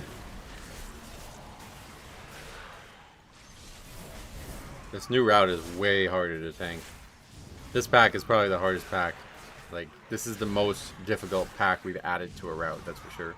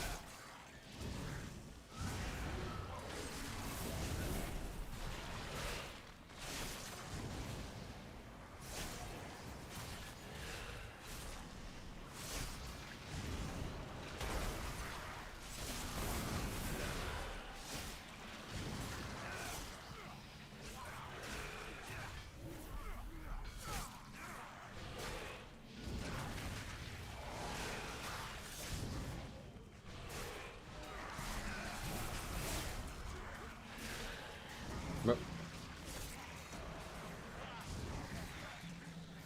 Okay. Only the strongest survive. That's pretty wild. I don't think I've seen somebody aggro trash on the way back in a 20.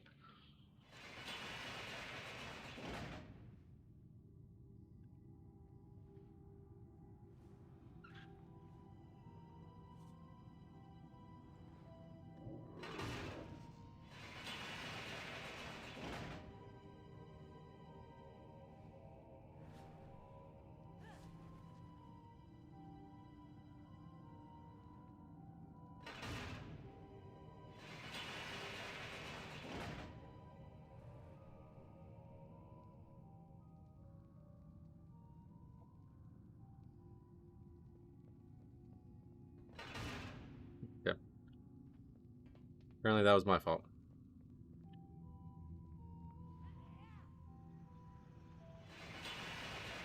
Let's see what he has to say.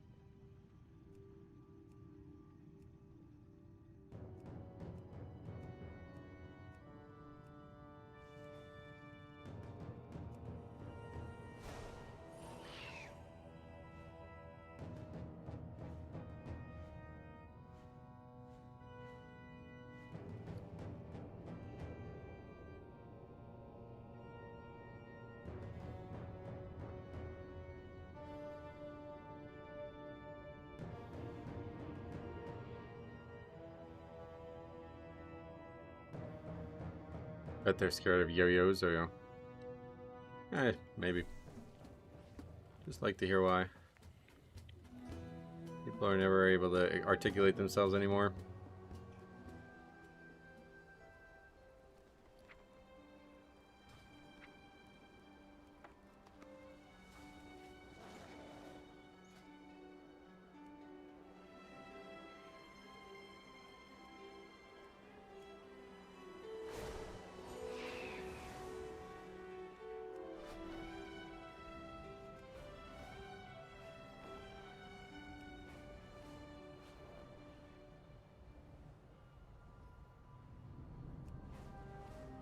Congrats on the aged Far Strider bow. Thank you. Yeah, that was nice.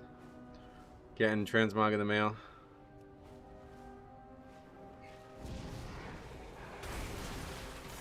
I don't think Mistweaver Monk is a good healer for Death Knight tank. Oh, I don't need healing at all. I just need them to not be using Spinning Crane Kick as the pack is gathering.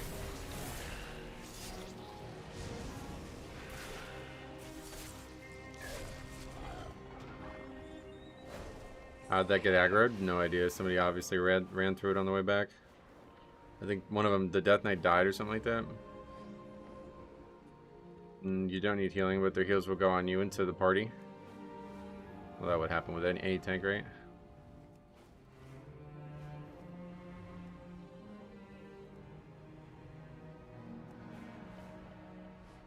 The Light Bloom's wild growth has given form to something true. I don't really know Mistweaver that well, and generally I wouldn't say they're a great combo with Blood, but right now they're the best healer by a mile, so we play with a lot of them and haven't had any issues. Other tanks' HP doesn't fluctuate as much. But what is that? I'm like, what is that related to what you said?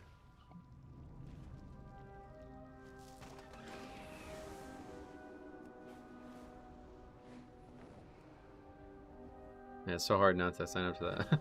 That's like the third time I looked at that and I almost signed up.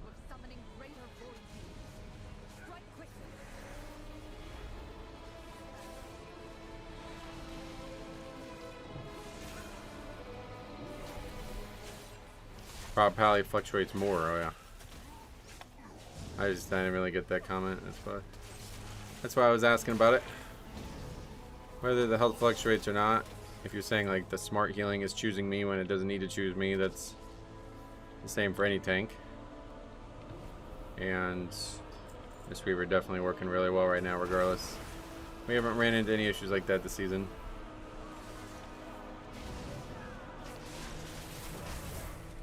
These things look like they're like clickable, but they're not.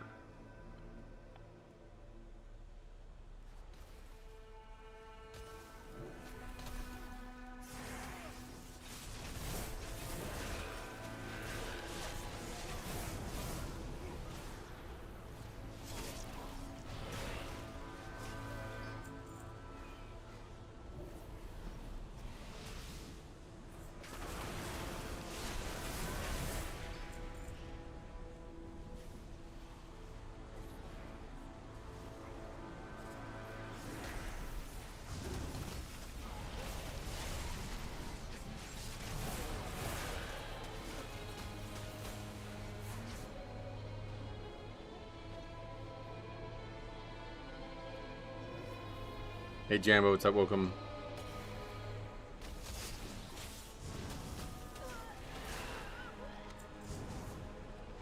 Got a little time to hang out. Nice. Yeah, so did you watch that Knicks game? I turned it off in the fourth quarter because I thought it was over. Went to bed and then missed history. I watched the first 3 quarters and then they look like they might come back in the third quarter. And the Knicks are like, they've done this a few times now where they feel like, you know, they're not out of it until it's actually over. And when it got back to 18, I think it got back to 18 in the fourth quarter with like 9 minutes left or something like that. I was like, yeah, I'm done. I was uncomfortable. It was really fucking humid last night. So I wanted to just go upstairs and lay down. And so this is really funny because I went upstairs, try to like, before bed I always like decompress by watching maybe a couple of YouTube videos that just make me happy or something. And I just opened up YouTube on my phone and saw another pizza review from Dave Portnoy. And it was really funny because he made a video basically. I feel like he only did the review to try to jinx the Knicks. He was saying and doing a bunch of shit that it was like clear that he was trying to jinx the Knicks. And so then I'm sitting there watching that on my phone, and then I saw a message in Discord that they had come back, and that it was from you. And I was like, wait, what the fuck? So I turned it on, and I was like, wait, what the fuck? They were winning. I was like, whoa, I missed the whole fucking thing. So I have to like find a I need to find a like clip or whatever you would say. Like I need to find the fourth quarter. I need to go watch the fourth quarter. That's the only thing I didn't get to see. I don't know where to watch it, but I need to find a place to watch the fourth quarter. Yeah, that's how it felt, because within 9 minutes they went from losing by 18 to winning, and I was so confused. I was like, what the fuck? How did this even happen? It didn't make sense. So I have to go watch the fourth quarter. I always like to rewatch. There's a game Duke was down, I think it was 24 at half against Louisville when Zion was there, and they come back and win that game, and that was one of like the biggest comebacks ever in D1. But that game, like, I love to rewatch it, obviously because I'm a Duke fan, but also because it's really interesting to watch a team lose when they're winning like that. There's like there's signs that if you knew in advance they were happening, you would stop them from perpetuating, but the teams never do. And I'm sure it's the same way last night with the Spurs. But like in that Louisville game, the teams, the players just stop closing out on threes. Like they just let them shoot threes. They're like, they don't even run at them anymore. Whereas if it was a 1-point game, you would, you know, be closing out really hard on them. And Zion, I think Cam Reddish as well makes like 2, but they make like 3 threes in a row. And even the broadcast, Dan Schulman's like, and all of a sudden it's back to 12. And at that point, the coach for Louisville just doesn't seem to care. They don't call timeout. They don't do anything like special. Like if it's like, oh, who cares? 12 points, we're still winning, you know? But like every time I watch that, I always think like, you know, that's it. Like you guys fucked up. You had, like it was there. You just watched them hit 3 threes in a row. You didn't even close out on them. Your team's clearly checked out, and your coach doesn't even call timeout after that run. They go on like a 12-0 run, and it's like, okay, you should probably call timeout. So I bet there's shit like that in the game last night too.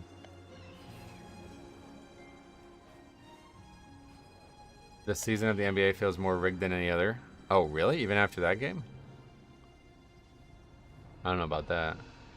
I feel the opposite. If the Spurs lost to the Thunder, I would have totally agreed with you.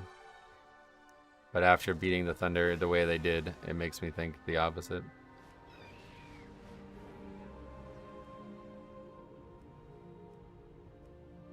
Hey, it's fucking seismical. Holy shit, dude. Long time no see, man. How the fuck you been?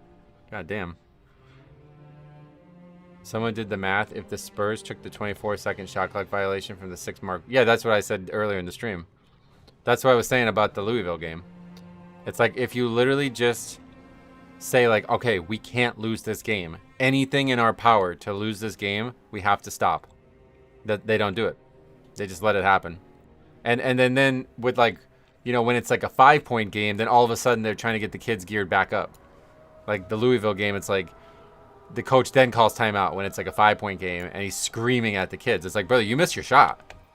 They went on a fucking 12-0 run, and you didn't do shit about it. Like, what'd you think? The game was just over? There was like 15 minutes left when that happened. Like, they blitzed them out of the gate. Jordan Goldwire had like 2 crazy steals as well. Like, yeah, that Louisville game was like, I mean, that's a crazy game. So, if Greg Popovich is the coach, they would be up 3-1. Yeah, to be honest, you might be right. Yeah, I'm probably gonna watch UFC this weekend. Although I don't know when it is. What time does it start? Is it still like super late, just on Sunday instead of Saturday? Dude, I fucking miss you, Size. Where the what you been, man? What you been up to, man?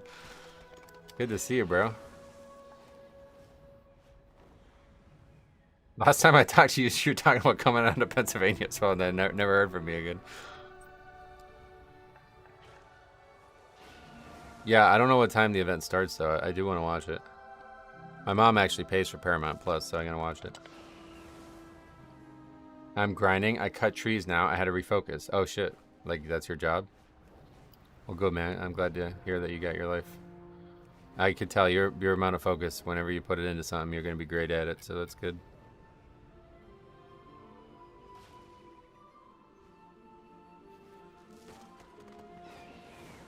It's outdoors, so it'll be early. Oh, is it early? We have a game.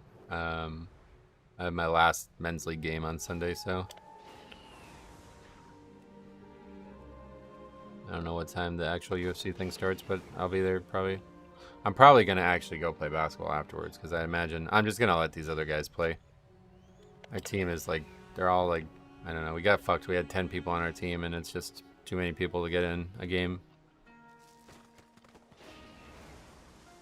I think it's actually fucking awesome that it's on the White House lawn. I could see why, you know, politics, blah, blah, blah. Don't normally talk about this stuff. But I think this transcends politics. I think this is probably the most audacious thing that has ever happened in sports in the United States. And regardless of how you feel about the people who perpetrated it, that's just fucking crazy. Like, I just want to watch it just to be part of the spectacle. You know what I mean? Like, it's, yeah, like, whatever you want to say about the politics behind it, it's just crazy. It's just like an audacious ass shit. Like, that's America, you know what I mean? Like, that's why it's interesting. Plus, I like the UFC, and there's a lot of good fights, but it's just audacious as fuck. I hate playing in men's leagues because I'm selfish, and if I'm playing to play, I'm playing 100% of the time. Oh, yeah. Yeah, I like coaching now, so I don't really mind sitting. Like 2 games ago, I just didn't even play once because I'm sick of them fucking arguing about playtime. But honestly, we got fucked. Yeah, 10 players is crazy. That's way too many people. How tall are you? I feel like you got a killer hook shot. I do, actually. I'm only 6 foot, but I really like playing like a big position. It's very difficult in the, like, when I play against adults, it's very rare that I get to be the big. But I really would prefer to be the big if I could be.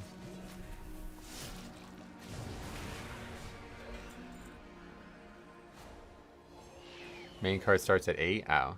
Yeah, so that's not very early.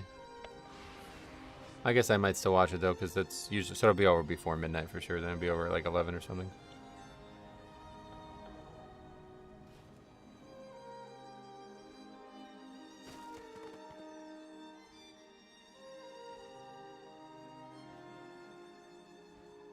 Is this new Pokemon Center product? Oh. Kyurem monthly Pokemon pin. No thanks. You're 6'6", damn, I would fucking kill to be 6'6". I just talked about this with a kid the other day, though. If I was, like, really tall, I would not be a good basketball player, because I probably never would have developed, like, guard skills. See, when I was in high school, I was, like, 6 foot. I was probably, like, 5'10" in, like, 8th grade. So I was the center of the team, and I learned how to be the center.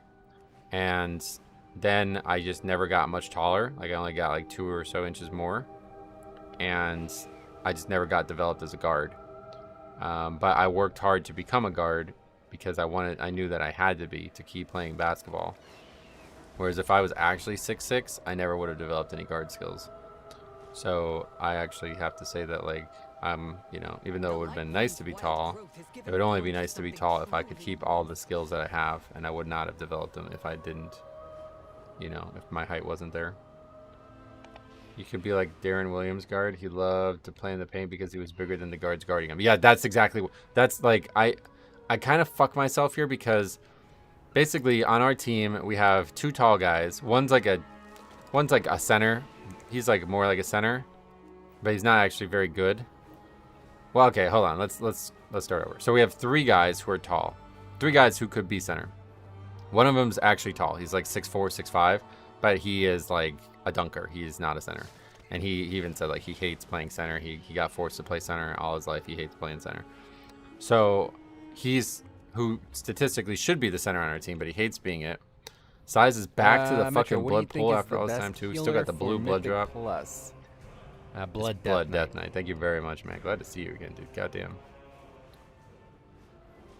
But so we have a 6'5" guy who's not our center, but he should be. He's not gonna be, but he should be. Then we have like a 6'3" guy who's definitely our center when he's in the game, but he's not like, I don't know. I think he would also rather not be, but he is actually like, he's good at center. Like he's trained at center. And then we have like a 6'2" guy who's like purely a center. Like he has 0 skills outside of a center. And he's pretty wide and strong, but he's in his like 50s. And he's not, he's like, he's from Brazil. Not that that's an insult, but he didn't like grow up around basketball, I think. Because like the other day we got into it because like the team wanted to play zone and he's like trying to argue why we should stay man. And I was like, brother, like zone is the like definite answer here. These guys are all dunkers. They're all going to try to slam it on us, and we should be allowing them to take threes. That's what we want. And he got mad at me for that, but he clearly didn't grow up around basketball. But anyway, so we have 3 guys who are like, they could be, and they aren't. So it's like, for me, I would like to be the center, but I'm not tall enough. And the problem is when I get on the court, I watch these guys flounder to guard their biggest guy, because usually the other teams have true centers. Like the one team, oh my god, this guy must be like fucking 300 pounds. He's like probably 6'5", and he's got to be 300 pounds. So I was like, I'll just fucking guard that guy, because you small ass motherfuckers, they're like built like fucking Chet Holmgren, like tall but lanky. It's like, you guys aren't gonna guard this fucking guy. He's gonna like beat you guys up. So I end up guarding that guy, and then that guy ends up guarding me, and then it's like, well, now I just can't play basketball because he's way taller than me, and so now I'm a guard. You know what I mean? So, and it's like, so basically last year I stopped working on 3-point shots at all once I couldn't wear my glasses anymore.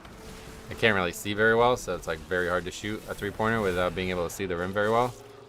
But now I've started working on it again, because it's like, if I'm in the league and I'm guarding their biggest guy, then he's going to guard me, and I'm not going to be able to do anything in the paint. He's just going to own me. I've had a couple really bad possessions because I still try to play big when I'm guarded by a guy who's way, way bigger than me. But if I could get my, you know, proper matchup, like a 6-foot or smaller guy, I would be in the paint with him all the time. Anyway, time for contacts. I wish I could. I don't have vision insurance. I can't really afford them, unfortunately. I mean, it works. It's well, like, yeah, I'm playing good basketball, I feel like. It's just, it's very hard to shoot threes, especially inside. Outdoors, I like it. It's fine. When there's natural sunlight, it's not a problem. I can see well. But indoors, without natural sunlight, I have a lot of trouble seeing well enough to feel like I'm shooting threes very well, you know? But I do pretty much shoot by faith, yeah. A lot of times, it's almost like I feel like I can just close my eyes. And sometimes they go in. The other time, so I played it all through. I played 3 games this weekend in the league because other people weren't there for other teams, and I was the only guy sitting there. And in the second game, I shot a 3, and it felt amazing off my hand, but it like smashed off the backboard and went in. And I was like, well, that's a great example of why I can't shoot in this gym, because I thought that was perfect, and it wasn't, but I got lucky enough to get rewarded by it, you know? So it's like, I felt like that was the best 3 I had taken in the whole league, and it ended up being a well long. So that's like, yeah, a good example. That's like basically like, for me to play or shoot well in a gym, I have to like take hundreds of shots or dozens of shots, and I have to just feel what my body feels like when it goes in. It's like, you know, I have to step into it, shoot, jump a certain way. And if I feel it consistently and it goes in consistently, then I don't need to see. But I haven't gotten enough opportunities to do that at the league. Yeah, I'm playing in a YMCA league. Yeah, it's almost over. Last game is tomorrow, or Sunday.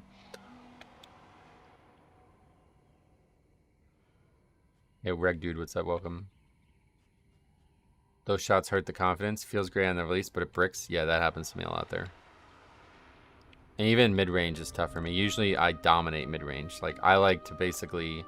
I like to play high post, get an entry pass, jab, clear somebody, and then go up. But it's tough when they're so tall. I can't really do that.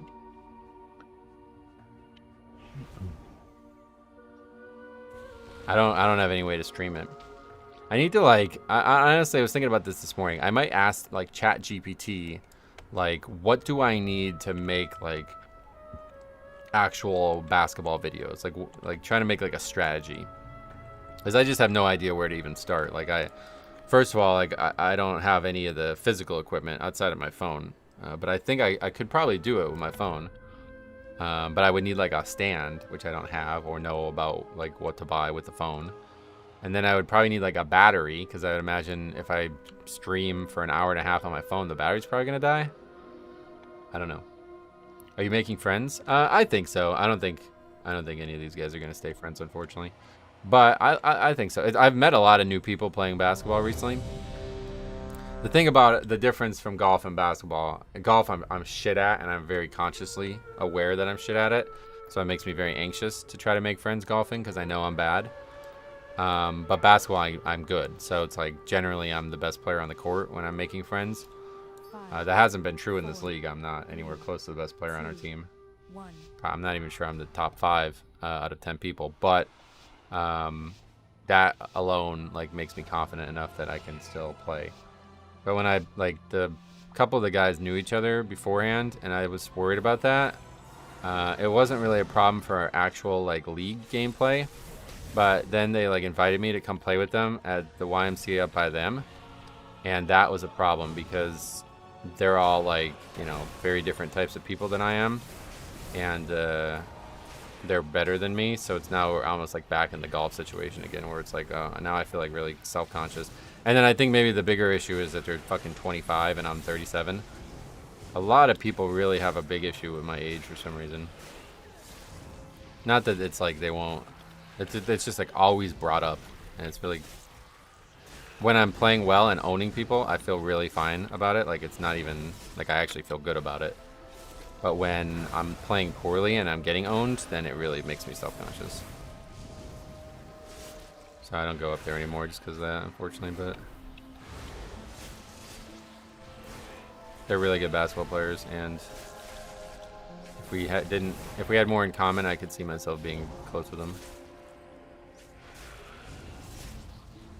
They just play a different style of basketball than I play and coach, so it's hard for me to want to spend any more time.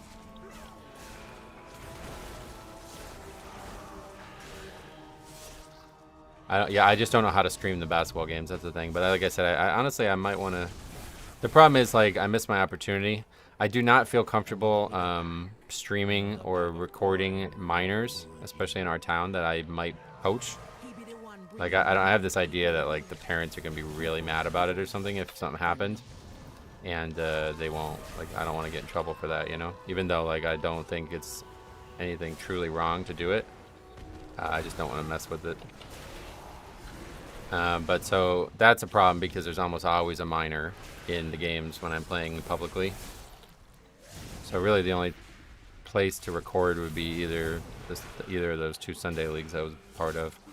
And honestly, I don't really want to do it in the Sunday league down in Allentown because I think they would not like it. They would be weird about it.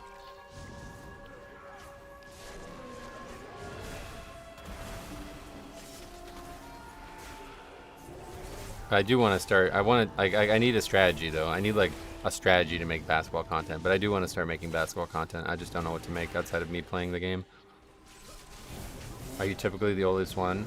On our team, I'm the second oldest. Like I said, there's a guy who's just turned 50, and then I'm 37, and everybody else is in their 20s.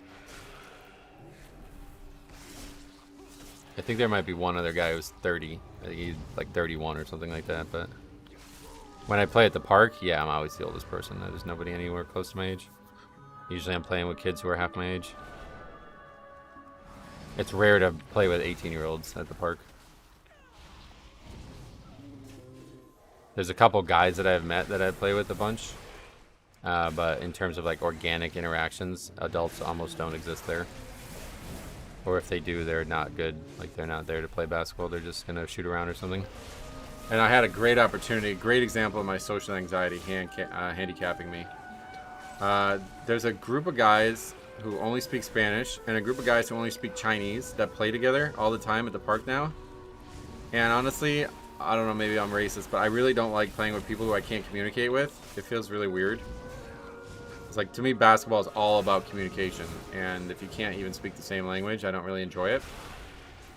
But there was two like American guys who ended up playing with them the other day, and I felt like, well, that's, you know, they're doing it, so maybe I should do it. But then when all the other guys left and they stayed, I was like, oh, I should probably go introduce myself now. But I was so in my head at that point. Like, I was thinking, like, well, they're going to ask why I didn't play with the Asian guys, and then I'm going to feel like I'm a racist or something. Like, you know what I mean? Like, I was so in my head at that point that I just didn't do it.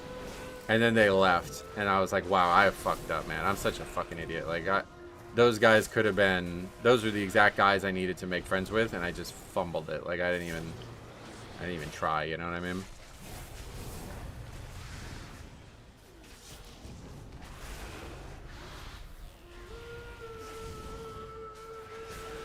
I mean, I don't think it's racist personally, but I think maybe people would think it's racist. I don't know. Like, it's not that I don't want to play with them because they're Spanish speakers or Chinese speakers. It's just I don't want to play with people that I can't communicate with. I don't think it'd be fun. And I think it would be awkward and frustrating, you know? But regardless, I'm very conscious of people, you know, that saying that. So, like, whether or not it is or isn't, I don't know, but... I wish I could stop overthinking. That's the problem. I can't. My whole life. My whole life in a nutshell. How's the recording software been? I couldn't get it to work. I gave up on Archon very quickly.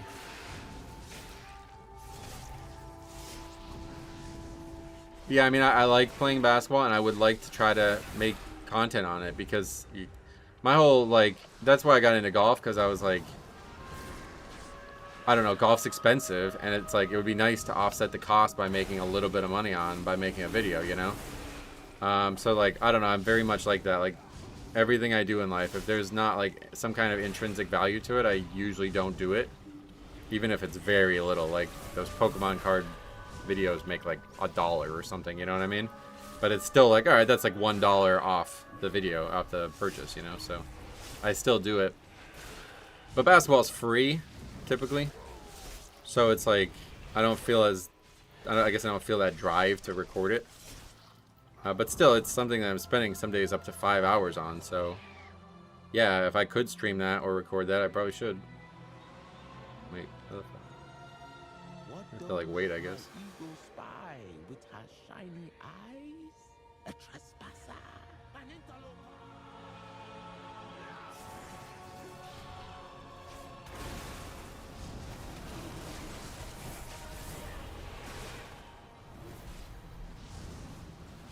That's the dumbest pack in the dungeon, how they walk through the house here. Getting out there and practicing socialization has been hard for me too. Yeah, I guess I'm getting a lot, but like the last time we spoke, it was real, like, yeah. The last time we spoke, I'm not even sure I was playing basketball actively. I remember the last time we spoke, or at least around the time, when I was first starting to try to get new exercise because I had stopped golfing. And I used to go to these walking trails. That was really cool. But then, yeah, then I started playing basketball like every day, so now I don't do that anymore, but it was fun to like explore local trails. I like exploration too. It's just hard to want to drive somewhere to walk. It's like, it feels stupid, doesn't it? Like, I'm going to drive 25 minutes and then I'm going to walk. How about I just walk the whole time?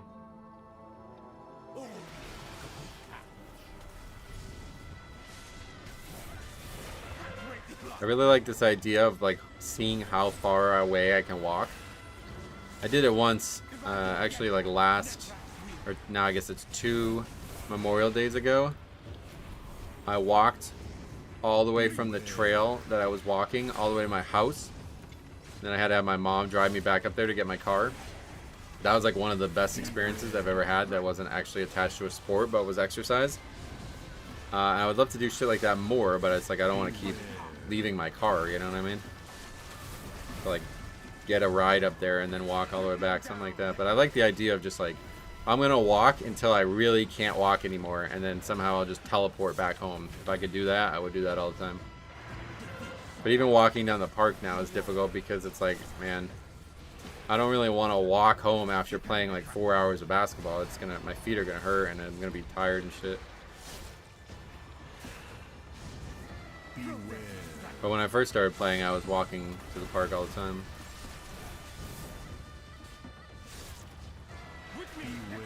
You can do that hiking easy. Take 2 cars, put one at the Exodus and one at the trailhead.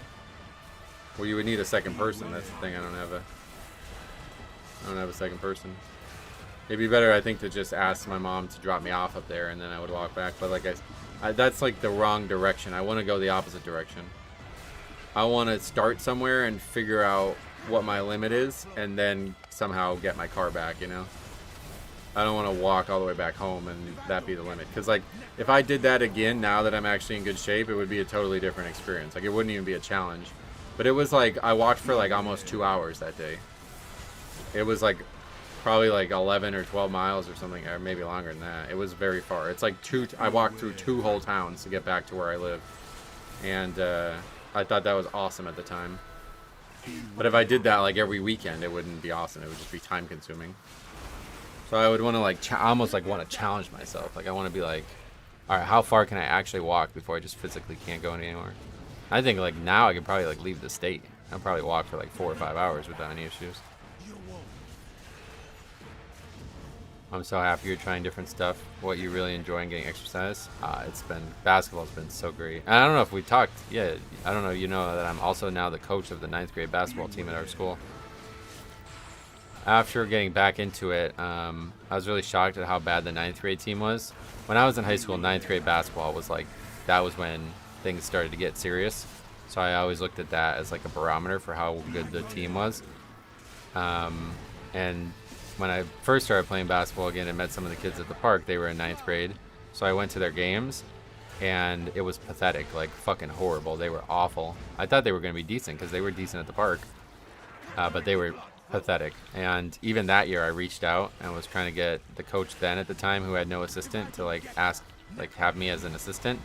But you know, obviously he just thought I was some weirdo, or probably just like, why the fuck are you contacting me, you know? So anyway, that didn't happen. But then that guy quit. He wasn't the 9th grade coach anymore. So I basically went to the head coach, who I actually graduated with, even though we weren't very close. I graduated with him and I was like, hey bro, I need to be, I want it so fucking bad. Like, you have no idea how bad I want this. And he, this is the school I graduated from. And he was like, you know, placating me. He was like, oh great, yeah, no, I'll keep you in mind. All right, so there's a 9th grade position and a 7th grade position open. So I was like, are you keeping me in mind? Like, and he's like, oh, well, yeah, we already hired people for those 2 positions. I was like, what? So I felt really bad. Like, I felt like betrayed, honestly. I fucking hate when people lie to you about shit. I really don't like it. But regardless, you know, I like the guy, so I have nothing bad to say about him. But I felt like really lied to in that moment, and I was really unhappy with that. So I went away and I was like, whatever, it's over. But then I went to they have like a public meeting for sports in town. And I just wanted to go to see like who was there and everything. I kind of just had nothing better to do, so I went. And the 9th grade coach wasn't there. And the head coach that I was just talking about, he was like, yeah, we're not 100% sure who the 9th grade coach is going to be right now, but I'm pretty sure we have the guy. And I was like, listen, bro, can you please like get me in? Like I literally begged him. And at first he was like the same placating, like, oh, we'll keep you in mind. But I was like, dude, I am so fucking all in on this school being a basketball powerhouse again. Please. And at that moment, his total demeanor changed. Like, I don't know, just me like cursing in front of everybody changed his mind or something. But his like whole idea about me doing it seemed to change at that point, and I don't know why. So yeah, he gave me like an assistant coaching job, so that was good. But now I'm very, very, very happy with it, and I hope that I can continue doing it until, for some reason, I don't enjoy it anymore, I guess.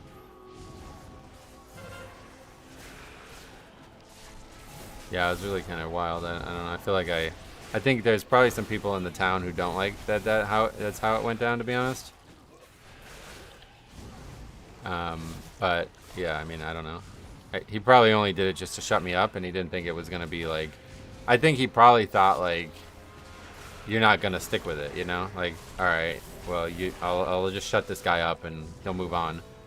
But it's like, no, you don't understand, bro. Like, and I don't think like people fully understand. Like, a raid leader and like organizer of the guild for like fucking 15 years or whatever. Like, I have more coaching experience than you do. Like, and I do the reviews. Like, you know what I mean? Like, I have a lot of guidance experience. It might not be basketball coaching, but it's, you know, very similar, I think. So I don't know. I feel like it's perfect for me. Sounds like the start of a movie. Well, I guess if I eventually do something crazy with coaching, then that would be the start of that movie again. I don't think that's ever gonna happen. I don't think I would ever be like able to become like the head coach of the varsity or something like that if that could quit. But that's a little. I think you gotta have politics in your pocket for that. You gotta know the right people, and just knowing that one guy is enough to get me in the 9th grade assistant job, but not varsity or something. But I don't even know that I would want to be the varsity coach, to be honest. My ideal situation would just be the head coach of 9th grade and work under our coach like him. I really like him. So he's, you know, when I was in high school, our head coach was an absolute tyrant. He's a great coach. He's a legend in this area. But honestly, he was just an asshole. And he put basketball way ahead of the kids, and was very rude and very stringent on playing basketball outside of basketball. Like, he used to punish us for playing at the park, and I think he thought like if we got punished once or twice, we were gonna stop. And it's like, no, bro, I'm gonna quit the team over this. Do you understand that? I would rather play basketball at the park than be on this team. But anyway, the now head coach, you know, we played under him, under that guy, and so I always say like the now head coach learned everything he needed to learn from that legendary high school coach, and all the things he shouldn't do as well. Now it's like a totally different culture there. They're not constantly screaming at the kids and making them feel diminished and, you know, downtrodden when they do things that they don't necessarily think is the best. Like, but he understands basketball at a great level and understands high school basketball at a great level. So it's like he learned everything he needed to, and all the things not to do, basically.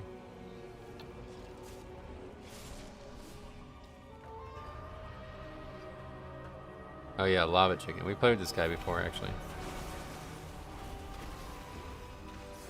Is that a Minecraft thing? I think it's from the Minecraft movie, right?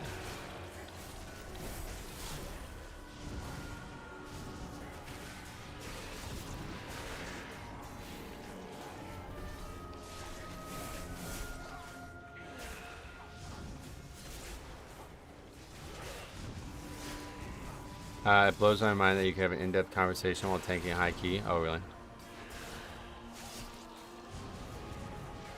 Not a lot of practice. It's not hard at all. Very easy. It's hard to sometimes like read the chat back and forth, but in terms of just talking, that's like nothing. There's nothing to it.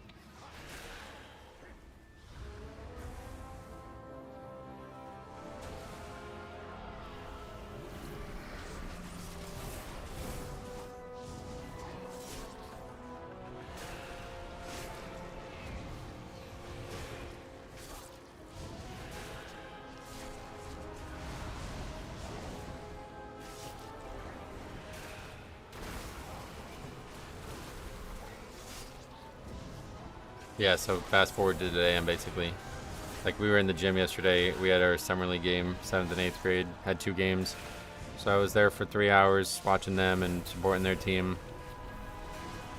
And then I might play basketball today. I don't know. It's supposed to storm.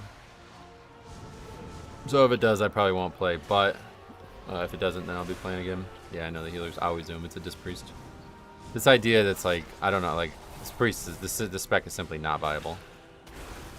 There's very few times I would ever say that in a while, but you need to drink this often. It's like, I'm sorry, we just can't. Like, and the thing that confuses me is, like, they constantly have no mana, but then there's no issues. Like, everybody's alive, the healer's still healing. Like, why does he need mana?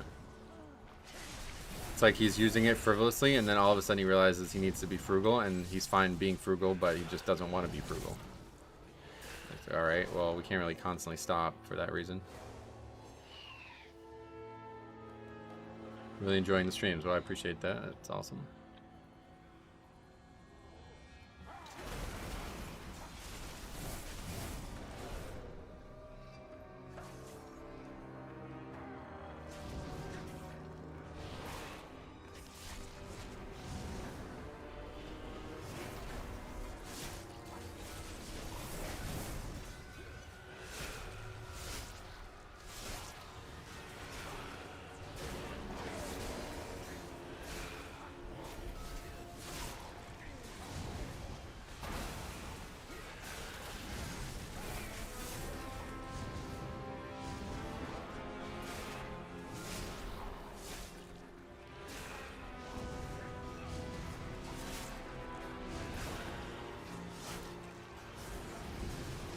Shit.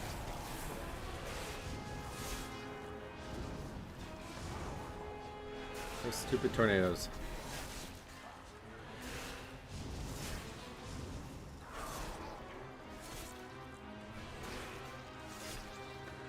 I do play TBC casually. You doing Classic Plus? I have no idea. If Classic Plus is something like truly unique and interesting, then yeah, maybe.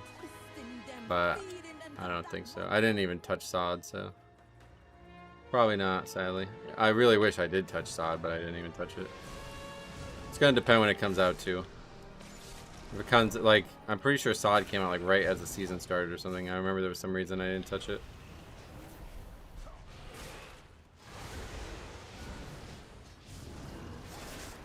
Losing a key for 5 seconds is way worse than being a tier 1 PvP game. What happened? We're back to that. There's one thing that if they did in you know, whatever Classic Plus is gonna end up being called, that I would definitely want to check out. This concept that I've heard some people floating about prestige leveling. Like, you level to 60 and then you like prestige and start back at level 1 with something new. If they did that, I would definitely be doing it. That would be fucking awesome.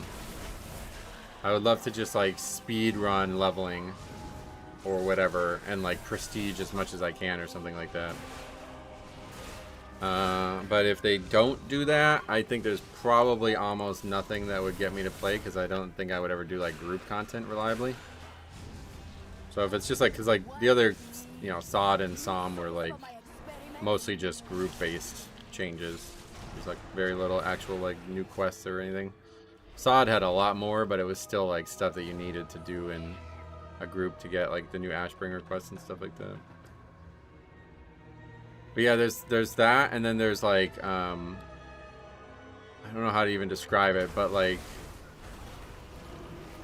there's modules on Azeroth Core 4, and I think that's where it all comes from. But it's basically like a thing where you're not actually playing a class. You just play a character, and then every level you get to pick one of 3 spells, and you build your character that way. That's fun to do too. I don't know that I would do it on Blizzard servers, but it is kind of fun. It's like interesting when you have that option to just like build a custom, like I like they do that kind of like, I don't know if that's how it works on Ascension or what, but Ascension's kind of like that, where you just like build a character like with your own interesting spells that you like. But that would be one thing that I would be interested in checking out too. But in terms of just like, you know, the same formula that Sod just had with even more content, I probably wouldn't touch that. Beware.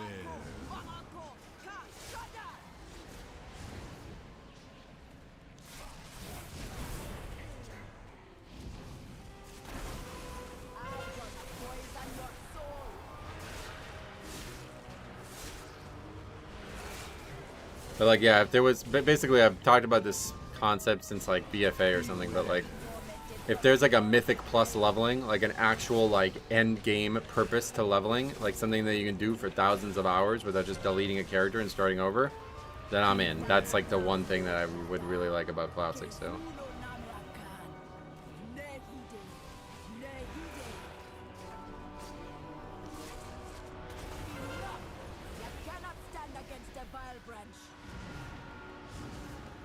In Azeroth Core, all they do is they just have like titles that you get for prestiging.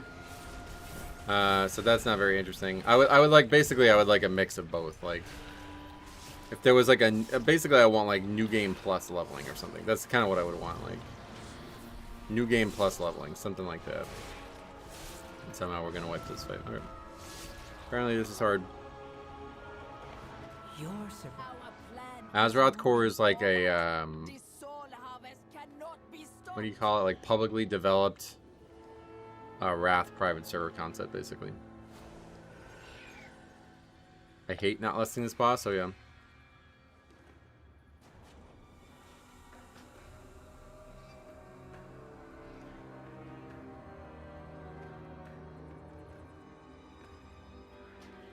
And it's like here, I'll show you real quick. Let me get this up.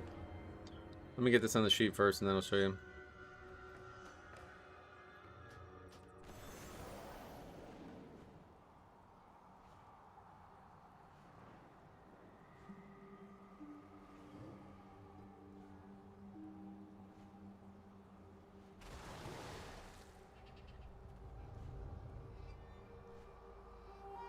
Wow, since we're done, Ellie. Alright, have a good one, Jambo.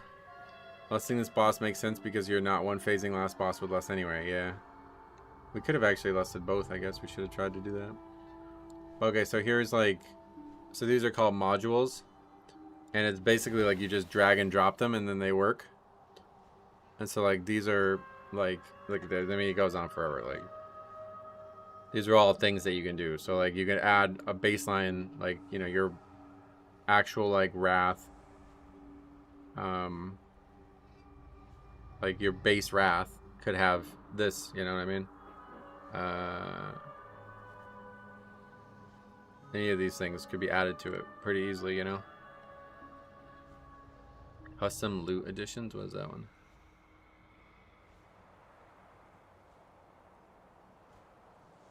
What the fuck? That looks crazy. Replaces random loot roll with the deterministic player-driven reward selection system. When a player kills a qualifying boss, they receive a reusable boss token. Using the token summons a personal boss reward chest containing a gossip-based item picker built directly from the boss's loot table. What the fuck? See, like shit like that, like, you know. That's crazy. Somebody put the time in to make that.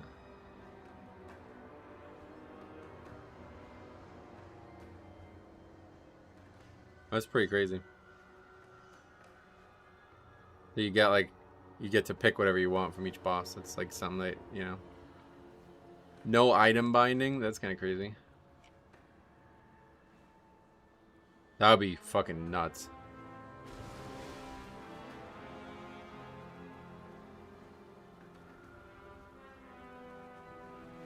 Oh yeah, this one where you can like capture creatures and have them as pets. That's cool.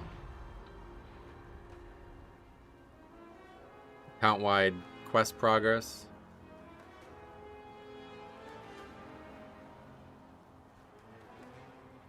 This is really interesting. They've been adding LLM AI shit into the player bots module to make the chatters, like the player bots actually talk and they like sound like people, maybe because of the AI, you know? How are you feeling about the season? I love it. Best season in a while for sure. Best expansion in a while. Anyway, yeah, there's tons of shit. So it's yeah. you know, Blizzard's probably just gonna try to take the best ones and make it their own game, but I gotta run to the bathroom now. I will be back. It's fucking hot. Sweating. Be right back.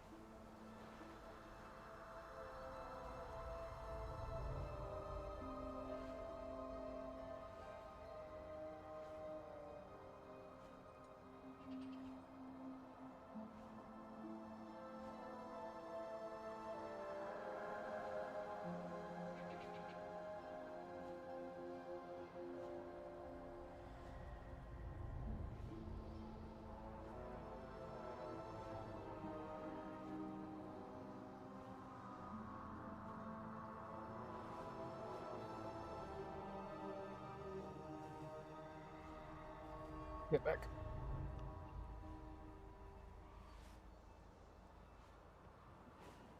Yeah, sweaty. It's like 89 degrees here and it's super humid.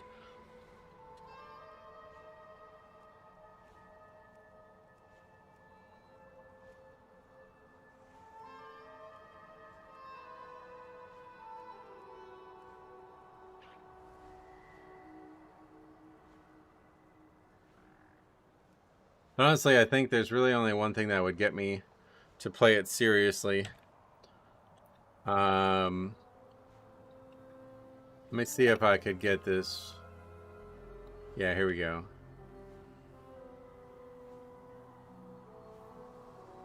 This is a private server that is like basically what I would want. We got the same trash pre-Appalachian weather. Yeah, it's crazy humid here.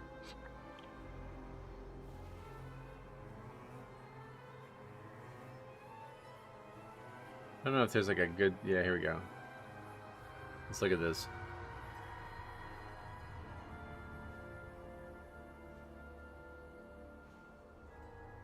Custom builds for classes, perks which alter the way you play and give you new spells or modify existing ones. I've seen Death Knights with army of skeletons, rogue spawning turrets that shoot mobs, priests doing damage with absorb shields, hunters doing pet stuff, warlocks with groups of new demons, paladins doing shadow stuff. There are lots of builds. Movement skills for every class. Priest can fly. I don't really like that. Okay, this is the cool part. You attune to items. That means you find an item, you can use it, equip it, kill some mobs, and then you permanently get 20% of the stats of the item as a bonus. There are special forged versions of items that let you attune to higher percentages, but these are more rare. World chat is regularly going crazy whenever an 80% forge is posted. So it's actually very interesting because it's like dropped, like I've always struggled with that, like dropped gear should matter, but in modern WoW it doesn't. Like you get gear and it's either best inside or not, and if it's not, it's useless. That would be a great way to fix that. Anyway, dungeon speed challenges for every dungeon. You kill all bosses in a dungeon very fast, and now a buff that makes you run very fast and makes RP encounters shorter. That's cool. Account-based progression. Okay. In-game database and tool for each mob. That's kind of cool, actually. Solo or group finding dungeon queuing. Custom bounty system. If you really want an item, you put a gold price bounty on it. If another person finds the item, decides to turn it in, the other person will receive the gold while you get the item. That's fucking wicked. There's a resource bank, quality of life additions. Okay, well, here we go. There's a prestige system which lets you play new classes. See, this is what I was talking about. Basically, so like you would originally level a paladin, and then you would prestige, and then you would start getting spells like from a pool of other classes or something like that. You know what I mean? Yeah. And that's how that works on that server. But I really like that idea of like you grind gear and that gear is permanently powerful. You don't just equip it. once you spend enough time on the gear process, it becomes a permanent addition to your character. So it's basically like remix. Like if they did like a classic remix, then I would play it 100%. And if they don't do a classic remix and they only add minor stuff, probably the only way I would play it is if it had a prestige leveling or something that actually made leveling like a long-term endeavor that you actually cared about doing over and over again. Like Mythic plus leveling, that's pretty much my main want. Yeah, the Heart of Azeroth, something like that in classic, like something that encourages you to do like, you know, content. Like it's really like, I think Mob Remix and Legion Remix were the best examples of what I would want, because it's like infinite power. I know that people will, you know, they'll still try to like, you know, like farm it as groups and all the kinds of like kind of exploit things. Like they'll try to do it, but I don't really care. Like I'm just gonna play it solo, like I did with Legion Remix. Like I want to solo all the content. That's classic plus. If I can solo all the content and it takes me a long time to be able to do it, I want to do it. That's what I want. Oh, and one like part B of this conversation, if they have Death Knights, probably in. I've been doing that with my private server. Basically, I've been trying to make this on a private server that's just for me. This concept of like classic remix. And like, yeah, playing Death Knight from level 1 is so fucking fun. So that's one thing I've been doing. If they have Death Knight in classic, I will be playing. That's probably enough to get me at least interested, even if I don't stick around long term. Yeah, I think classic. I thought they were setting it up in SOD because there was like a bunch of Death Knight content in SOD that seemed like that's what they were setting up, but maybe they just didn't want to keep moving with SOD and they decided they would save that for the next thing.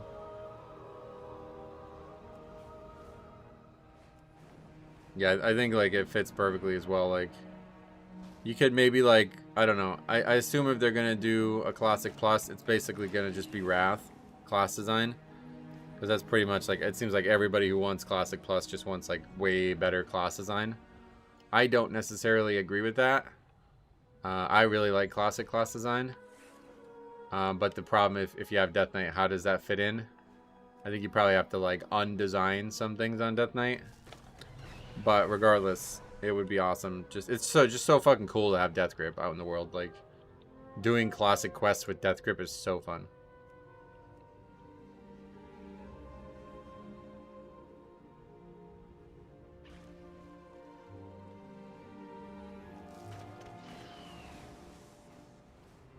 But part of my server system is like, I have a thing where you basically like, you get gems, things that are going in gem sockets that have class powers on them instead of regular stats and stuff.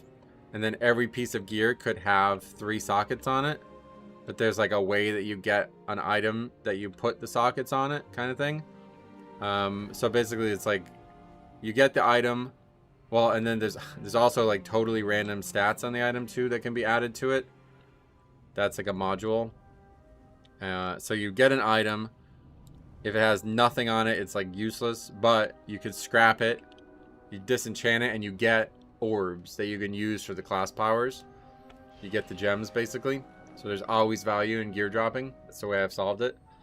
And then, you know, eventually your best in slot piece is like whatever the base stats are that are the best, a piece that rolls really good extra stats, and then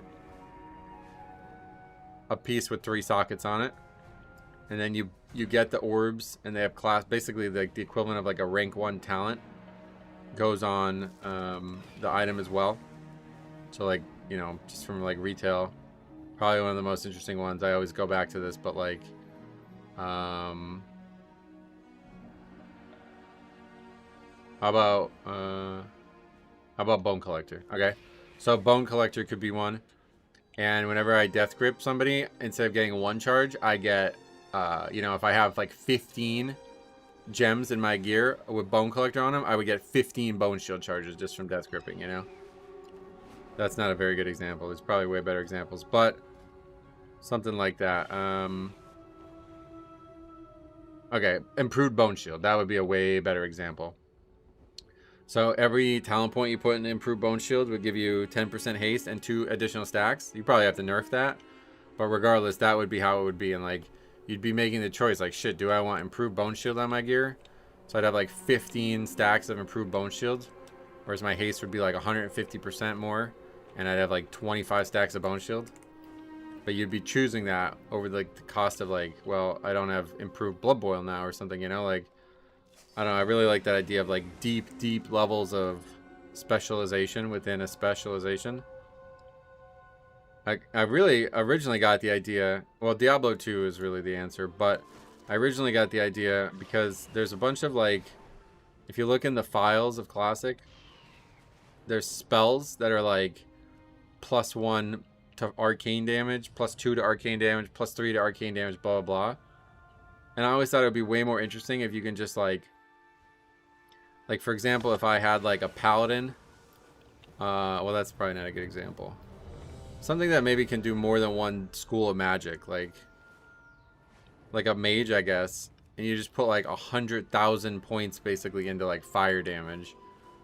But you might still spec arcane. You know what I mean? Like, you don't necessarily need the synergies to build together. One could be helping the other, but not directly aligned. Anyway, did you ever tank on Death Knight when Frost was the tank spec? No, I never played Death Knight until MOP. MOP challenge modes were the first time I ever played Death Knight. How long have you been playing Q-Sim? I don't know. We've been doing other people's keys all day. We haven't really had any issues getting in. Actually, it's kind of strange. All of a sudden, we're getting invited. I'm not sure why.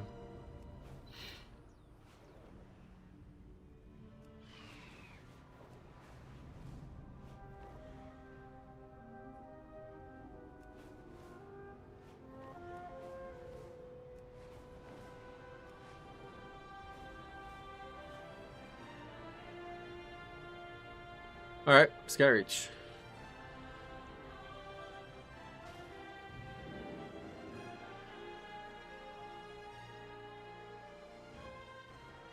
Where does Blood Death Knight fall in the rank ladder? Apparently it's third best, but it's such a delta between the top 1 and 2 to this one. I guess it's almost like it's terrible.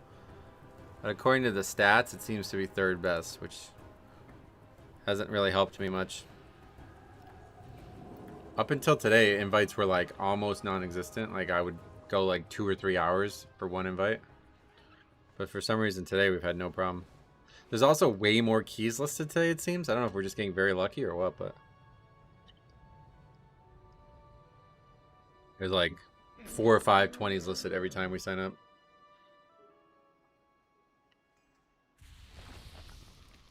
Yeah, basically the only viable choices right now are Bear, and then Brewmaster, and then everything else.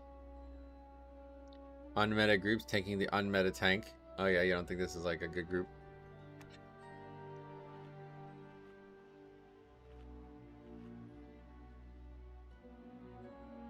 '21s. Yeah, by the time we get to 21, who knows? It's probably not actually ever gonna get there, but.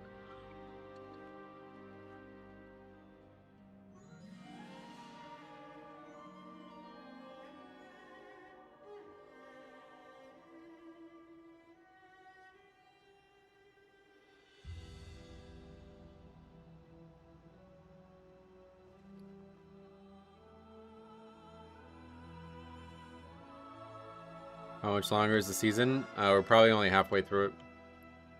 Yeah, this dungeon I think a lot of people like. Pit's also really liked.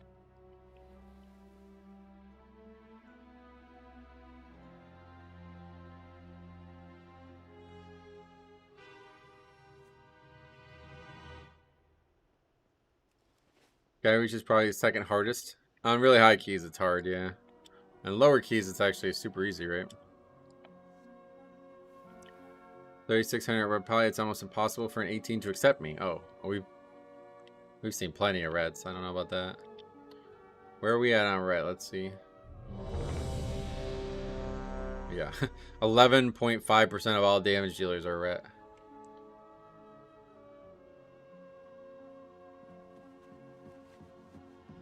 That's like the third highest, I think, isn't it?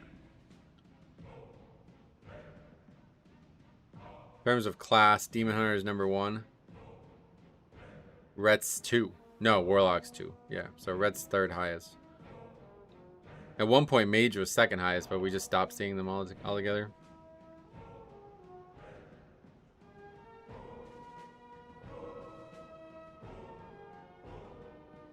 I have that same cup.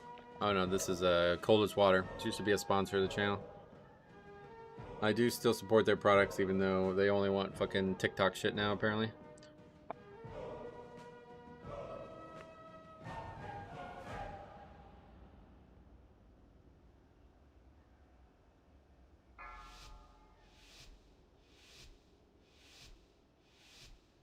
No mages in any of the top 100 keys. First time ever. Oh, for real? Ever? That's crazy. Oh, I forgot to pre-pot again. Man, I can never remember basic shit, dude. It really sucks.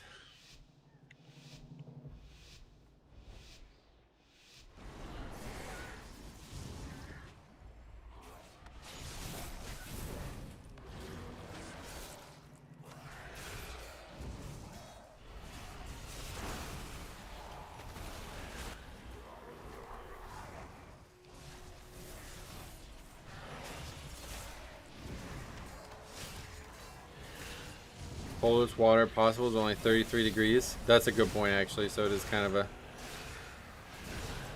misnomer, I guess, yeah.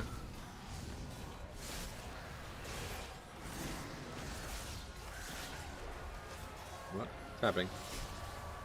That strike didn't work. Oh, that mob is not even close to dead. It's at fucking 20% health.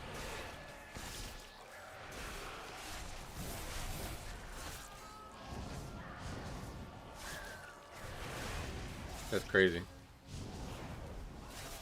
Except for saltwater. Great call. Yeah, great call, Paxi. Did you time the Cavern's key? No, not even close. We disbanded on the 3rd boss somehow. Ah, I'm an idiot.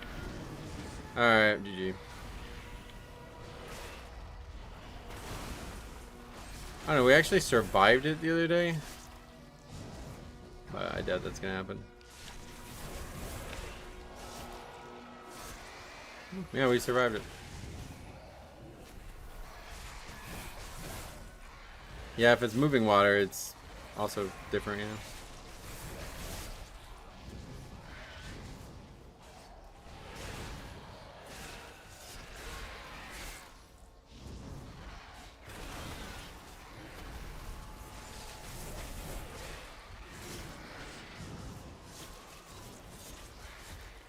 It was offset just enough there that we're good. How's blood in 20s? Not great, to be honest.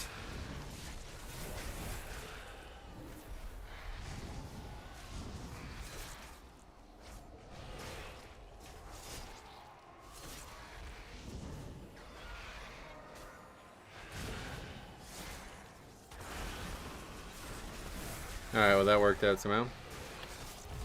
They should rebrand to Tide for the coldest water. Yeah, I guess everybody can all get to that same level and then it stops.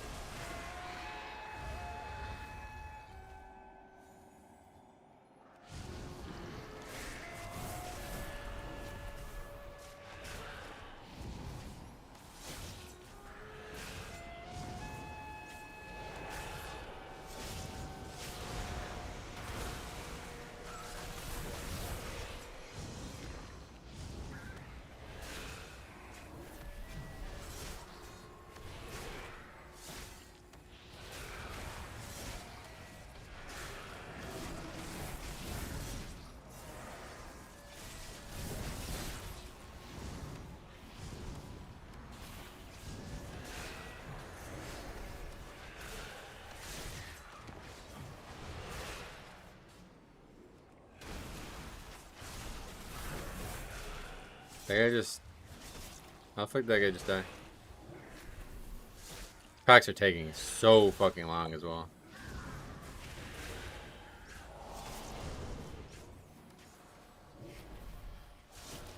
A 3rd shear is going out. That's how long this pack is taking.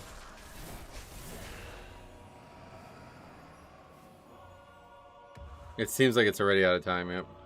I will slice the flesh from your bones.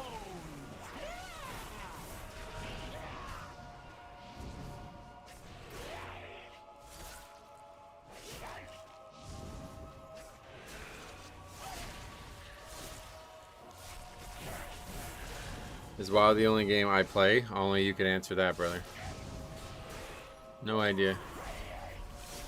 Probably not, but you never know.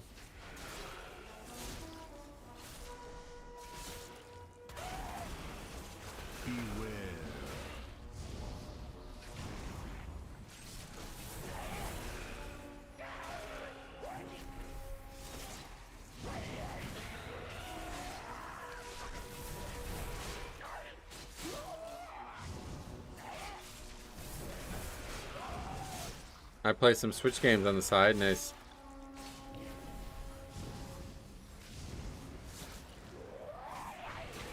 I assume there's a typo and you're asking if it's the only game I play.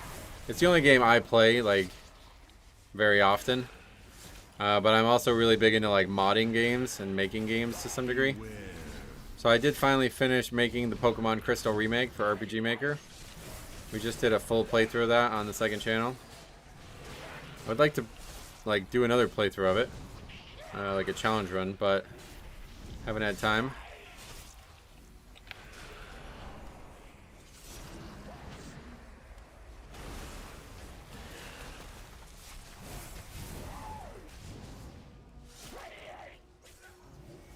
Besides like making games and like modding games, I don't really ever play any other game.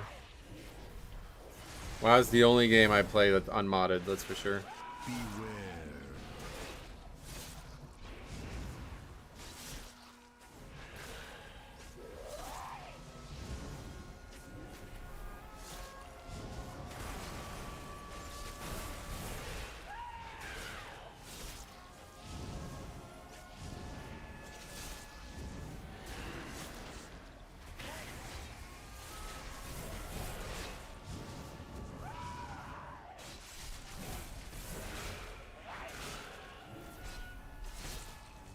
Civ 5 Hellblazers map and balance pack is best mod to ever mod. Oh yeah. Beware.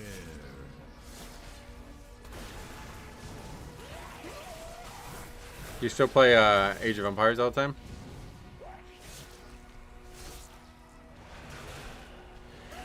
Find my first 20 as Sand, Land, Blood. Difference between 19 and 20 for the invites is disheartening. Oh yeah. Yeah, that was a big issue for us too.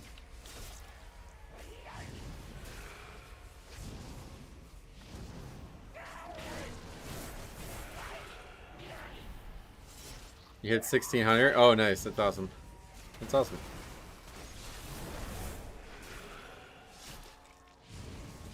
Beware. You play the new ones? AoE 4 or is it still just 2 or what?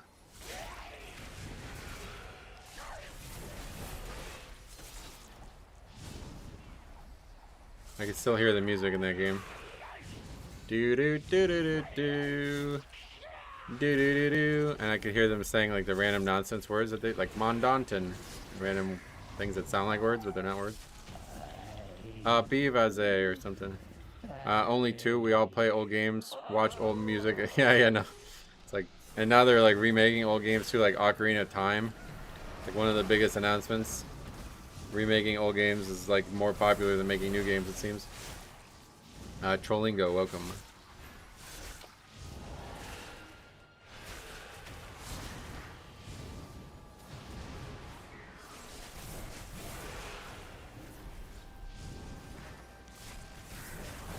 Remaking Dynasty Warriors, oh yeah. We buy 3,000 PCs to play games from 20 years ago. That's certainly not why I bought mine, but yeah. Some might. Guardian Druid, I'm 120 away from Resilient. It's Algathar and I keep depleting on the pack before last boss. What do you usually do on that pack? Nothing special. But you're doing higher keys than I am, so.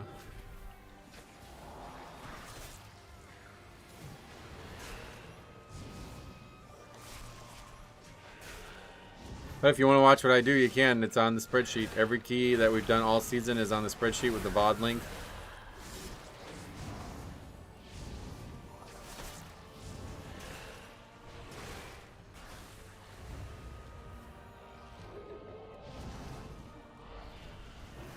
Final Fantasy VII Revelation. Oh, that's true. Yeah, that's another one, right? Yeah, it's like actually some of the biggest games are remakes. Kind of strange.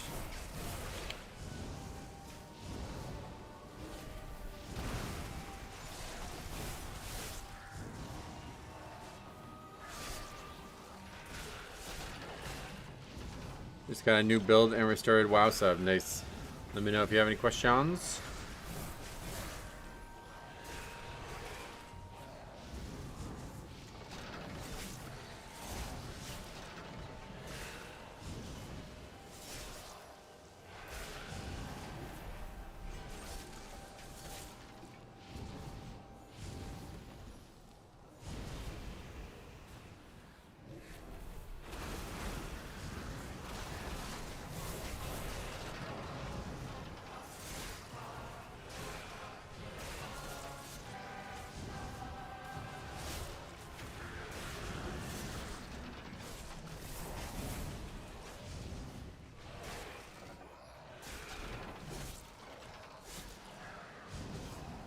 What blows my mind is the remake of a Halo is going to be on the PlayStation 5. Oh, wow.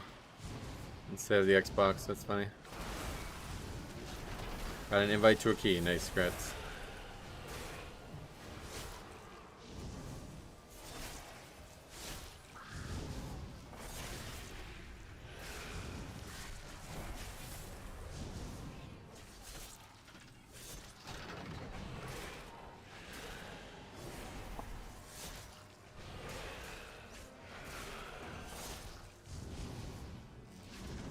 Why do people reinvent the wheel every week and you have to follow the new trending route that involves some BS instead of sticking with the basics?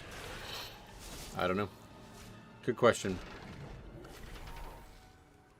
It's weird that it's not just on Xbox. Oh, yeah. I mean, I think cross-platform is the way to do it now.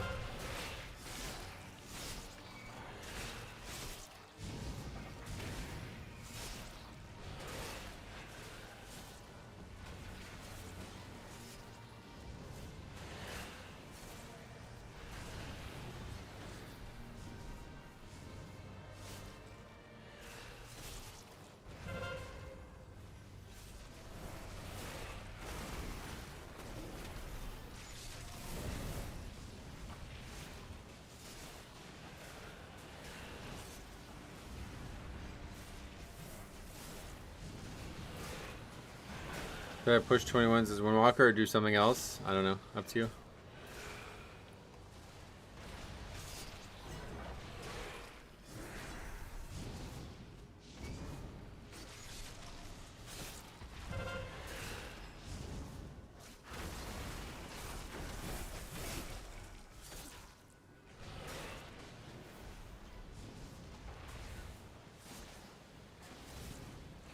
Do you want to try your hand at 20 seat? Yeah, maybe. We've done it a few times. It's not gone well. I honestly don't know that I will be able to upgrade that key. We barely, we really only got the 19 because we got like an insane carry.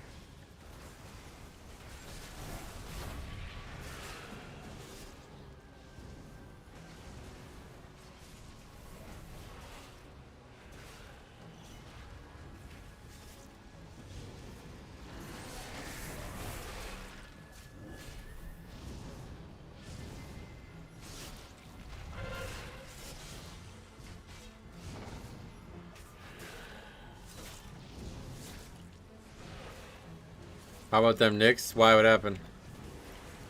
Did they win?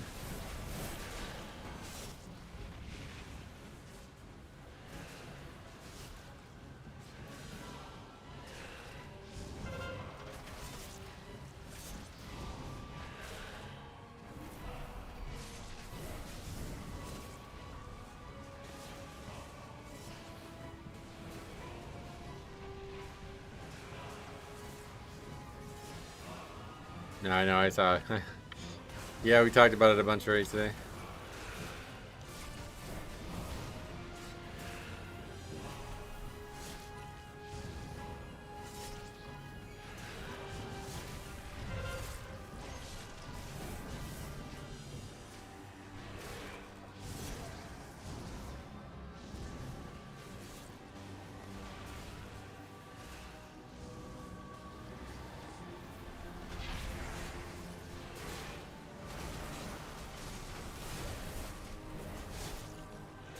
I bet my dad is molding. Oh, really? They were hunting down anyone wearing Spurs jerseys? Yep. New York City is a wild and rough place to be. If you go there, you better be aware of that. I don't know, like, way too many people, like, don't seem to be aware of that, and I don't know how. Pretty much every day I see, like, some evidence that it is not a place for the meager.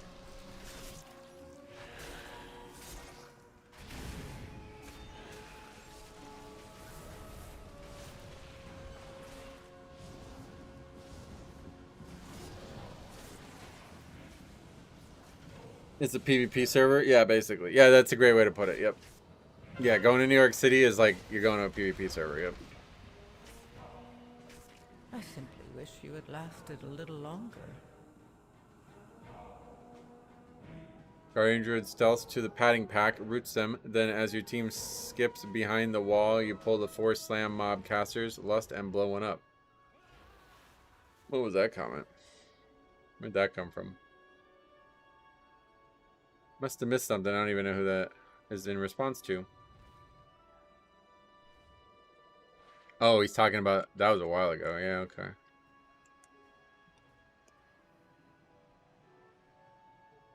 I'm cool with heckling fans from other teams, but nothing physical.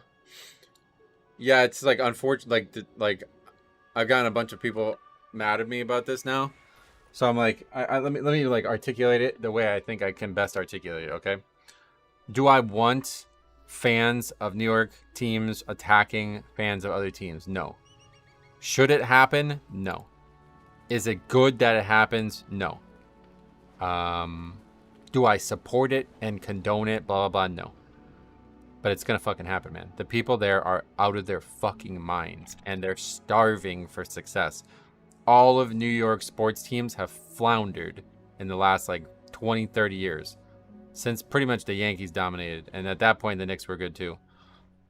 New York sports is a joke in the last probably 20 years. All teams. So these people who are already... First of all... I mean, to live in that city, you pretty much are insane in the first place. Just fucking having a place to live is almost impossible because of how high prices have gotten there. But then not only on top of that, you're dealing with everything else that's going on in the world. All the fucking craziness that's going on, especially like inside New York City because of that. And, you know, you finally are in a position where your sports team might actually win. I'm not surprised at all. Like, if you walk around the streets of New York City... with a Spurs jersey, like, you're a fucking idiot. Like, honestly, what are you doing, dude? Like, how do you think that you're going to get away with that? Like, at best, you have never heard of New York sports before in your life. That's the only reason that I could imagine that you would think that's a good idea and you think you're not going to get attacked. Again, should they be getting attacked? No, but it's not. It doesn't matter what I think. It's people are like, the New York police should be doing their jobs. Brother, they're probably fine with it. They're also New York residents. Like, you know what I mean? Like, I'm sorry. It's just different there, man. If you've never been there, I could see why you would think it's like, it's just like a culture thing. It's not. It's far, far, far worse than that. It's days and days of grinding your fucking life away in that fucking shithole that city has become. And so they finally have something to celebrate. They finally have something to be excited about, and of course they're going to take it out on anybody they can. Of course they are. I mean, to think that they won't is insanity. You're an idiot if you think that. It's not going to happen, even if it shouldn't happen. So take off your fucking jersey, dipshit. Like, that's it. Fucking fold it up in a little ball and walk down the streets if you have to do that. To still be wearing it after you've seen other people attacked, it's like, what are you doing? You're just asking for it? Like, I guess that's why people are recording it, because it's probably all just for viral moments.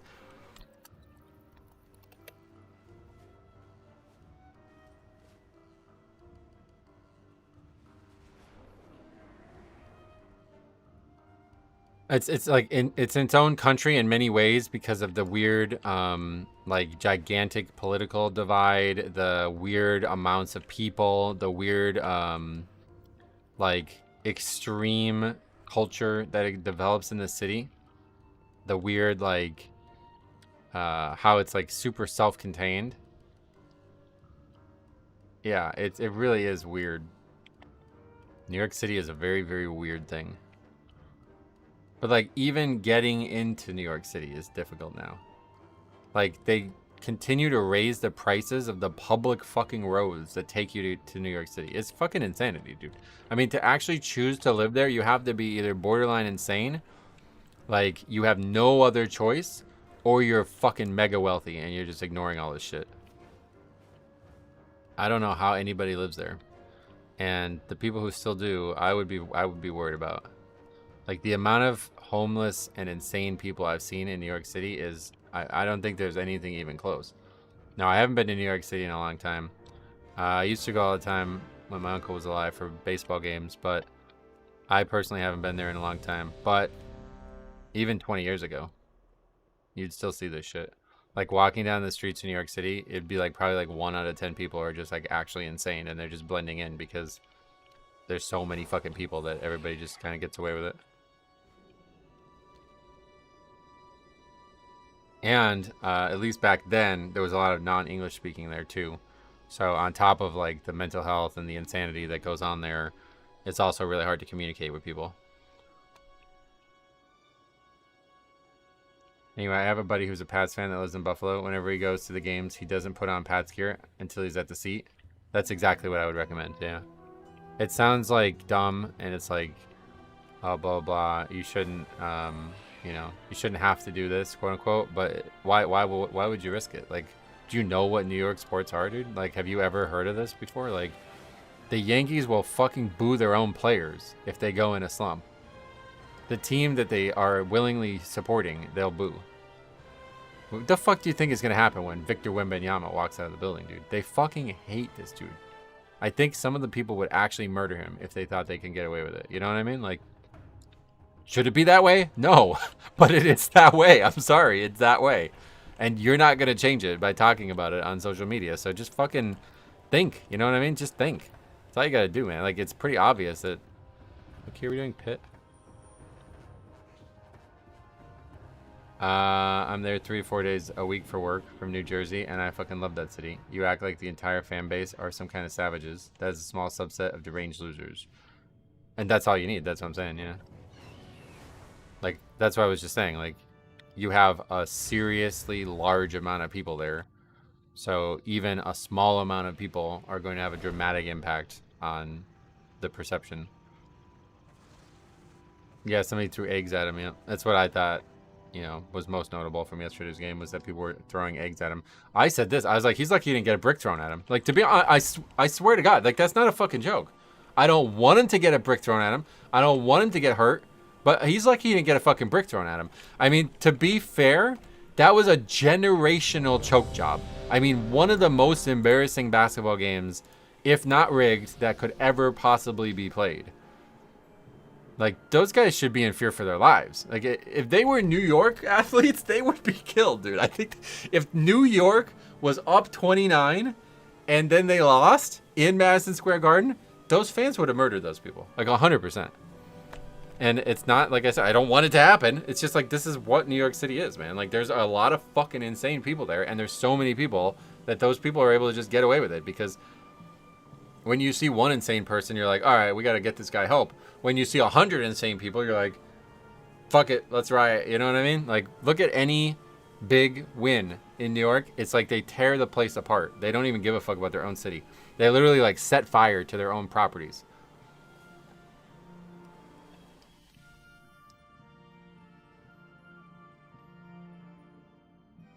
I lived in a number of cities, and every place is almost the same. Good parts and bad parts. Yeah, New York City's worse, though, 100%. 5, 4. Like I said, it's just the sheer volume of people. The bad parts just overflow.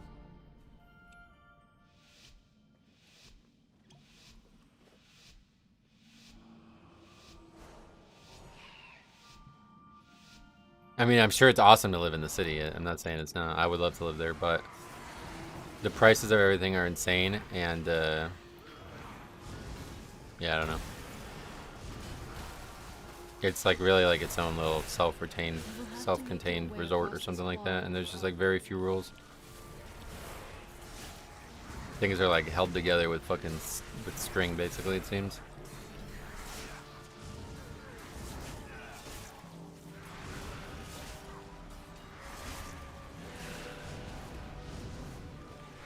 When you have city level populations, you're going to have city level problems. But it's not specific to New York City, but it scales commensurately, like you just said, right? So there's way more people in New York City than most. And it's not only just about the population of what is considered the city. The city is fucking small. Like, it's all people in a very small area. Whereas if you go to like San Antonio, that city's probably twice the size of New York City in terms of raw land. And there's like what, a quarter of the people? Probably more, less than a quarter of the people.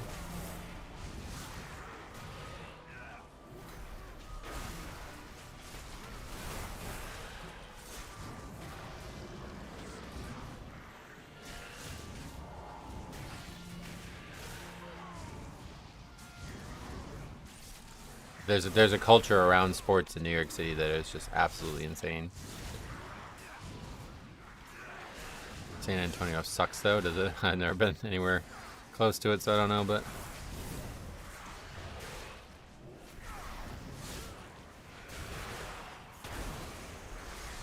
no.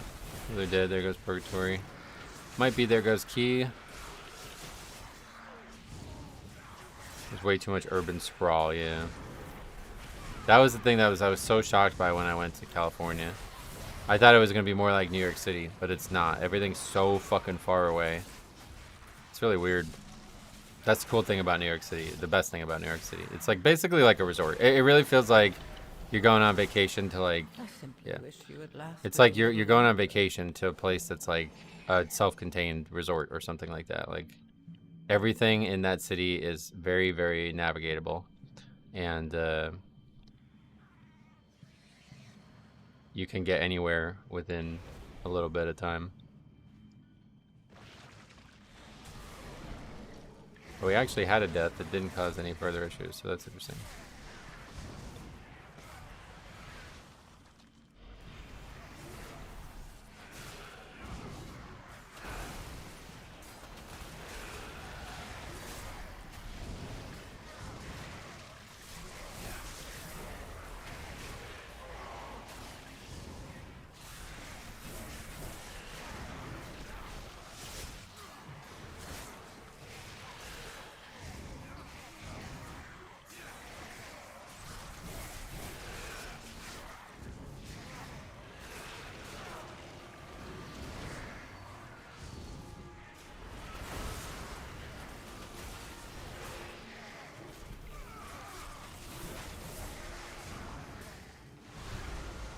Dallas is awful too, but Houston is the worst in Texas by far. Oh,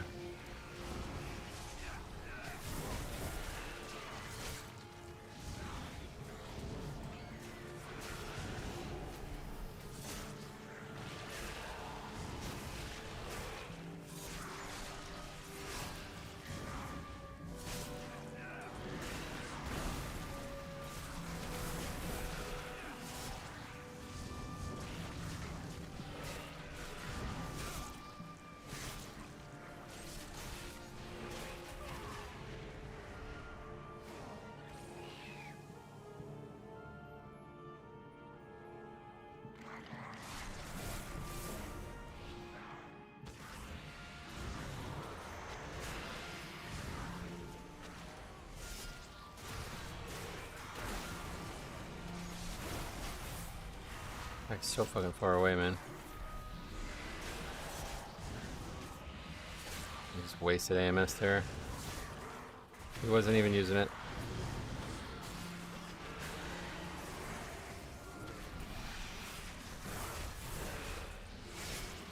Terrible traffic and drivers, tons of construction, awful air quality, and constant humidity. Oh, really? So it makes like walking around the city probably impossible then. That's the nicest thing about New York City is like it really feels like a resort. Like it feels like its own. Like that's why I like going to Wildwood, New Jersey, because it's like you can pretty much walk anywhere and there's tons and tons and tons of shit there. Feels like you're going to an amusement park. Like everything you could possibly want is all in a very small area. And I was really shocked how different California was compared to that.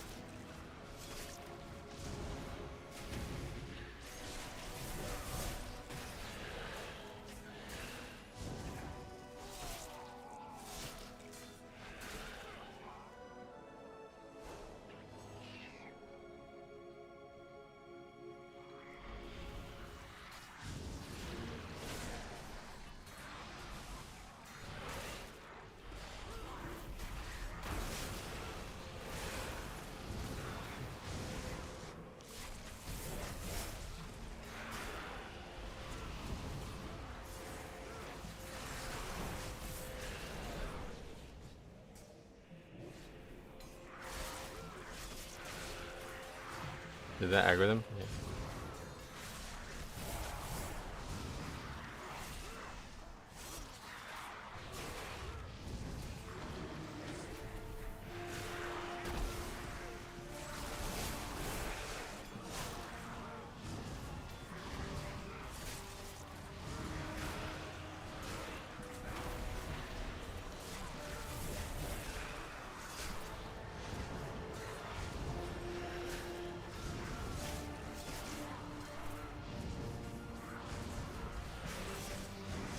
It was really funny because the first time I ever experienced that shit with New York City was actually not even in New York City. When I was like 12, we went to see a New York Yankees game in Baltimore. I'm not even sure why, but we went to Baltimore to see a New York Yankees game, and we sat in a section with tons of New York fans. And I didn't have any like Yankees gear on. I don't know why. I guess I just didn't bring it or something. And the fans were getting in like fights with the Orioles fans, and I was kind of like in between. I can't remember exactly the circumstances, but I remember like them being like something was going on, and it was like I was like all of a sudden in question. And I remember saying like, they're like, are you an Orioles fan? And they're like, no, I'm a Yankees fan. And they just like started cheering and celebrating. And like they were just like at war with the Orioles fans in the area. I was like, it was almost kind of scary. Like I remember thinking like, if I said I was an Orioles fan, would they have just like attacked me? Like that was the first time I ever remember that. And there wasn't many. It was like probably like 50 Yankees fans in that section. But as long as you were with them, they would kill for you. Like it was crazy. Very rowdy and very, very, very taken very serious. Have you gotten used to the damage profiles on 20s? I guess so. They're hard to survive, but we're getting better at some of the stuff. He's like this where there's not any pressure on routes. That really helps. Seat and other dungeons, though, I don't think will ever be easy.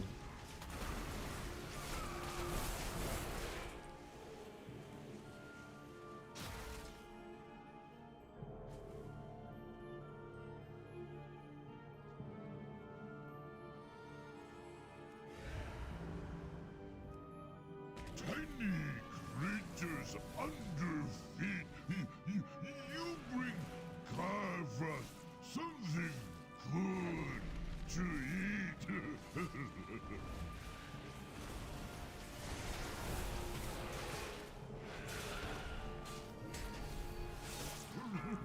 We'll save for snack for later.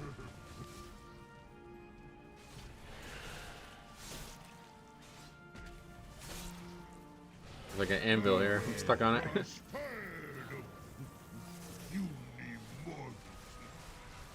Wait, I'm not able to attack? What the? Your bones will freeze.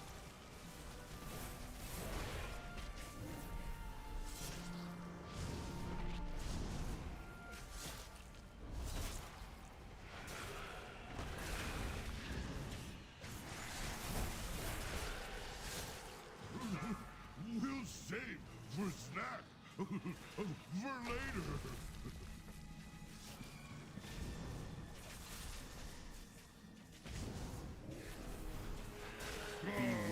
Prospered.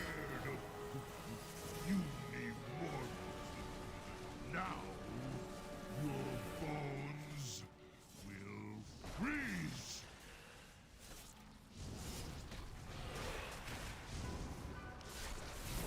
Yeah, World Cup just started, huh? 3 o'clock.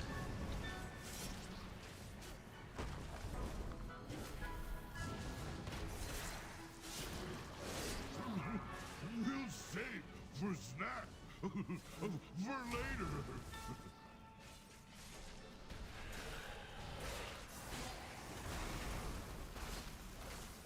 Beware. Prospered. You need more. Now your bones will freeze.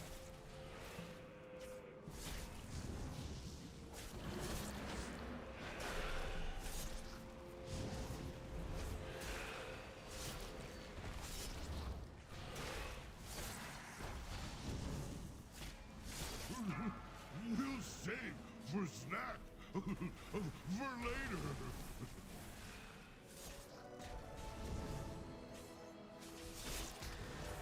I think that's gonna be that one.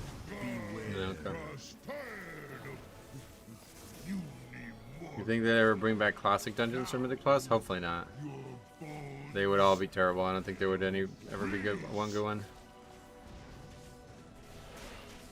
But you never know. I guess people keep fucking. I'm really shocked at how many people ask for it. It feels like it's a joke. Like, but people ask for it all the time. We'll save for snacks. For later.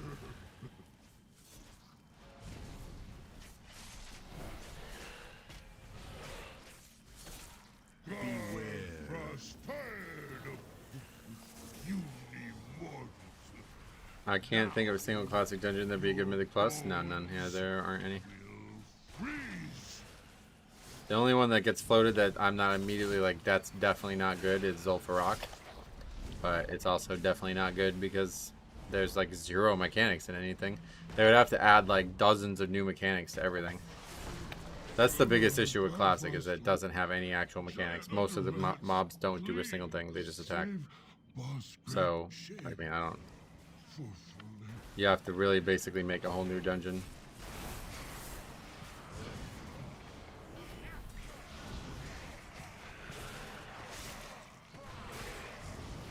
Yeah, like RFC and Wailing Caverns and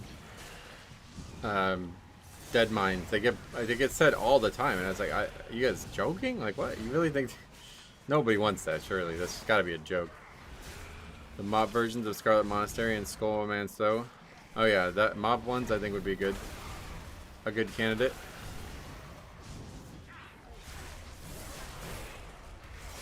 Mythic Plus and Classic WoW would just punish healers unless their mana regen is like retail.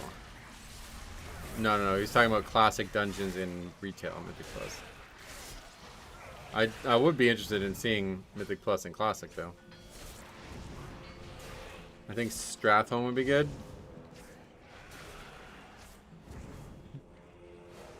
Maybe that's the best one, but still bad. That might be the best one. There's definitely more mechanics in there because it's like a max level dungeon.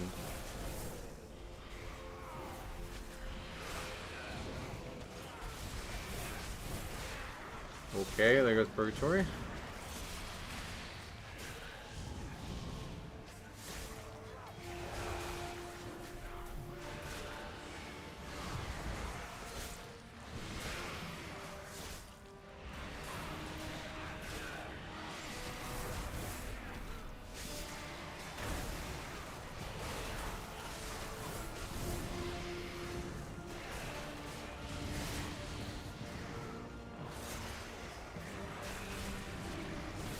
Violet Hold? Yeah, no. That one, at least Blizzard was smart enough not to include the first time around.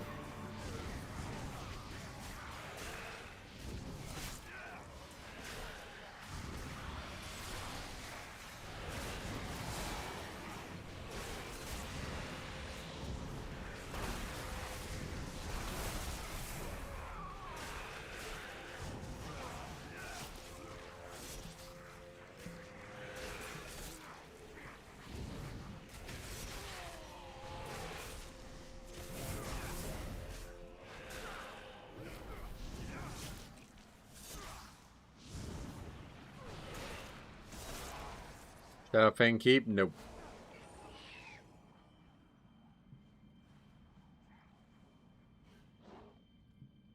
Ooh, we could probably use arms and legs are in short supply. Thanks for your contribution.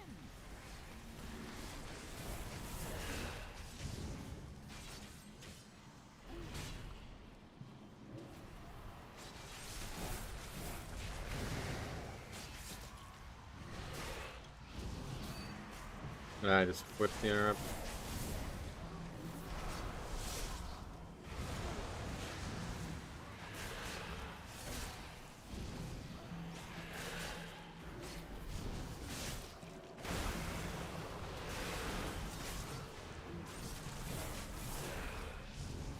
Is it better to tank him on the clones or on the big guy? I don't know.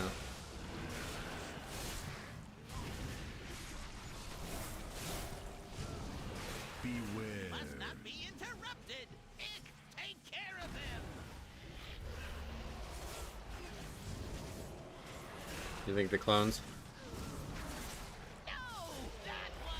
Take it from clone to clone, I guess. Yeah. That's probably what's better.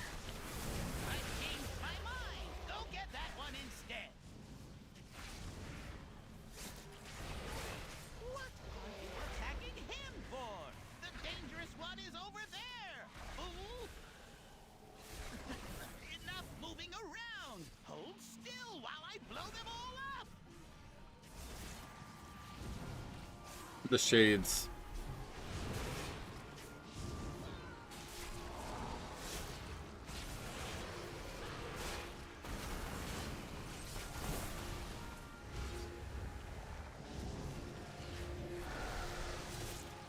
You see, like, this time it's like dead already, you know what I mean? Like, by the time he gets here, it's dead. It feels like it honestly might be better to just keep him stationary on the main target. People are attacking it, like, single targeting it anyway, so. Not fully sure when the phase ends as well. I don't. Is it just time based? Yeah, I guess it's just time based. Beware. Must not be interrupted. Ick, take care of them.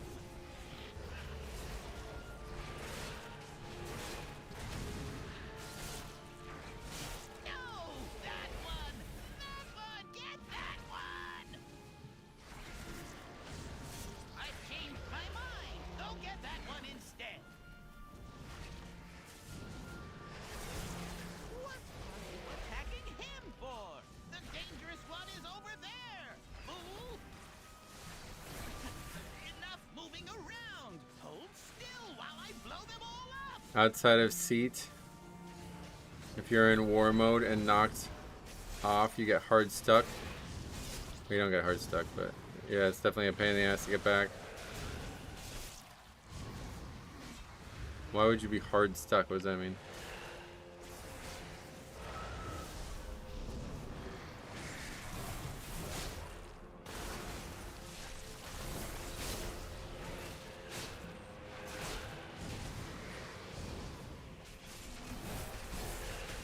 I used to hate Halls of Reflection and Wrath. Oh yeah. I feel like that's one of the worst dungeons ever made. That's stupid. It's like 50% gauntlet. It's really weird. Beware. Must not be interrupted. Ick, take care of them. Have to use unstuck? Why? I've been knocked off. It's just you just have to go get your body. No, that one. Never get that one. I've changed my mind. Go get that one instead. Halls of Reflection and City of Threads. Which do you hate more? Attacking him. Well, City of Threads I hated because of its Mythic Plus components. If City of Threads was just a Mythic 0 and there was no Mythic Plus, I wouldn't even know what it is, so. Still while I blow them Halls of Reflection would be an all-time bad Mythic Plus, I think. But I have no idea because I've never done it. Please, I'll tell you everything. Worthless gnat. Death is all that awaits you. Beware. Do not think that I shall permit You don't die, you get Oh, actually, I remember people saying that did not happen to me when it happened to me. But I remember somebody saying that that's what they expected to happen. So yeah, I can see what you mean. If you're actually like in a DC loop, then I guess that really does suck. Not what happened to me when it happened, though. I just ended up dying and had to run back.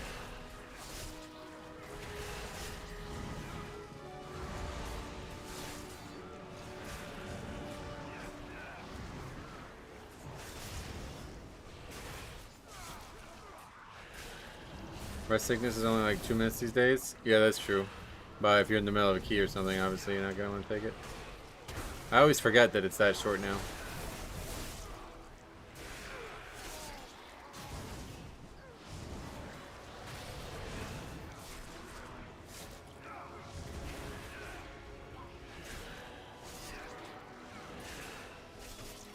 Killed the second boss, 3 seconds different. Oh, really? Like slower? If I guess it doesn't really matter. It's only 3 seconds, but I think next season is Troll Team, so hoping Tal'Dazar comes back again. Probably won't, but yeah, you never know.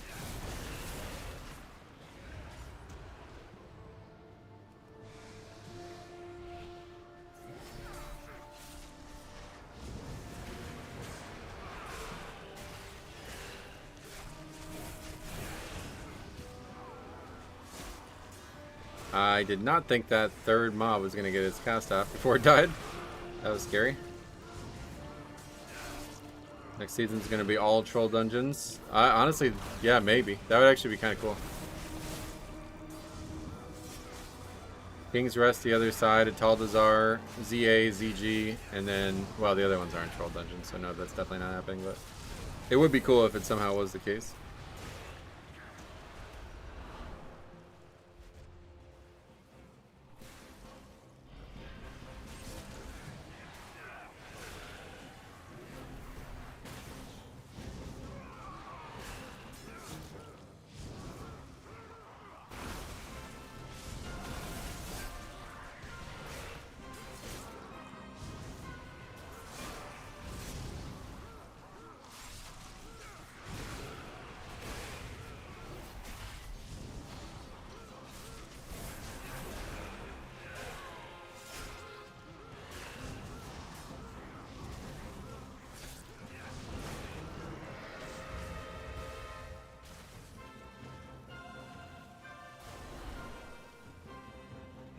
How are you doing in your recovery of addiction from Ataldazar reviews? Yeah, it's a struggle pretty much every day, but we're getting better with it.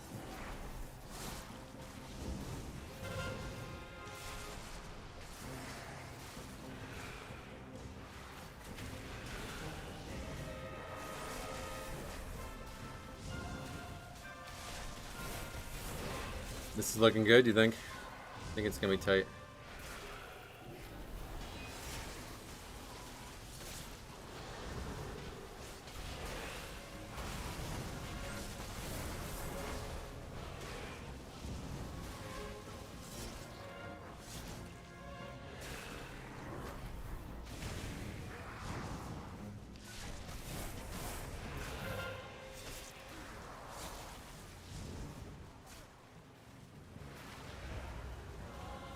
This is 3:30. Nah, it's more like 4.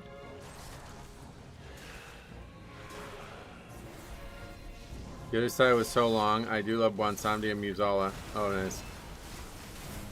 Yeah, the voice acting was actually great in that dungeon.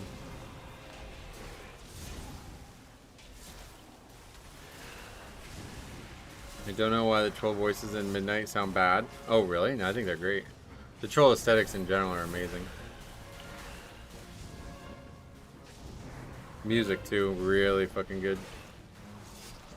Way better than Rastakhan and all that stuff. Zildazar was good, but Zulamon's way better. Alright, should have enough time. Heroes, to 4 minutes for boss is all we need. Intruders have entered the master's Unless we have deaths, I domain. guess. Signal the alarms. Heroes, we will hold off the undead as long as we can, even to our dying breath. Deal with the Scourge Lord. I shall not fail them. Discovered recently that Control Undead works on the big ad on the last boss. Does no damage, but removes it from the fight. Oh, really? Interesting. You have to kill it eventually, because you're going to get more than one, right? Such a shameful display. You are better off dead. Maybe decent if you had it, just to get, if there was ever 2 that spawned.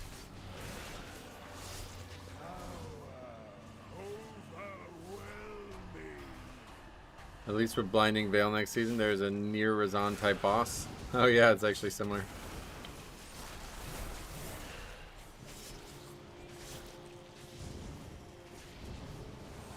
Such a shameful display. You are better off dead. They should bring back Everbloom. Why? Actually, would be kind of interesting to do that dungeon again without it fixes.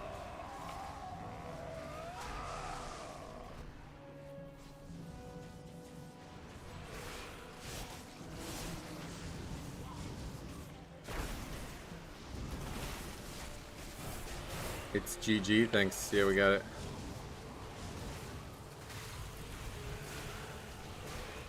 As long as we don't have a death. Bring back quarter stars so I can get AoE trinket. Oh yeah, more trinkets. That's probably what a lot of people want in keys to come back.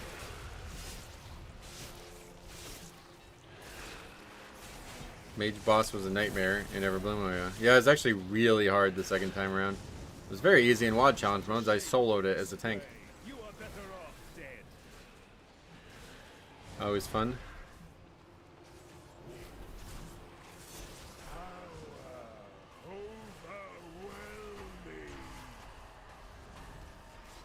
Bring back Dead Mines. No.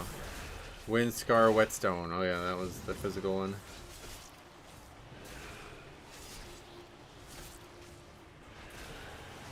Such a shameful display. You are better off dead.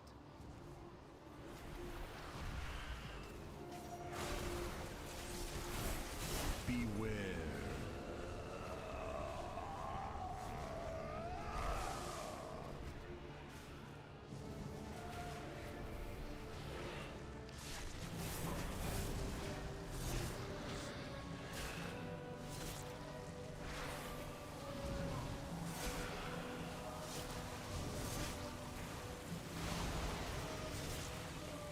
Classic Sunken Temple Mythic Plus would be a gem, huh? No. Be a very faded, broken, and destroyed gem. That has no value anymore, but maybe at one point it felt valuable. Bring back King's Rest, Toldagor, Murzon's Rise, Priory. Help me out. Well, what was the point of those combos? Outside of Toldagor, they're all fine dungeons.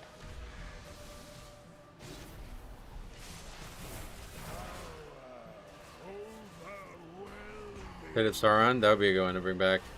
I think that would be a good Mythic Plus. Surprised I haven't used that one yet. Stockades with a 10-minute timer. It would be like a 6-minute timer. You would run to the end of the hallway. There's no mechanics, so you would just fight everything all together. The only hard part would be auto attacks to the tank. Our agreement. Alright, so yeah, that fight was only... For now. I guess it doesn't say anymore. Not very long. 3.5 minutes maybe? 13 points. We're 3,800 now. That's nice. Impressive.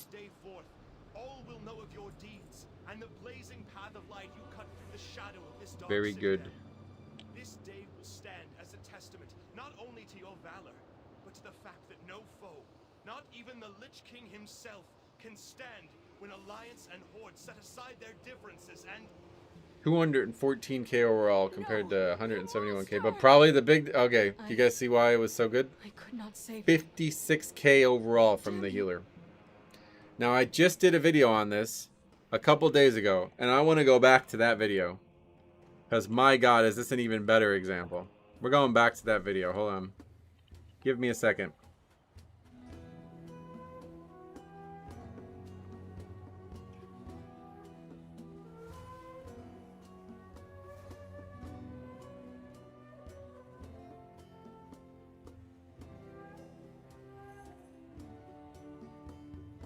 That is the overall chart for that video. In a 10 Pit of Sauron. The healer in this group that we just did beat the Demon Hunter in that group by 10k DPS.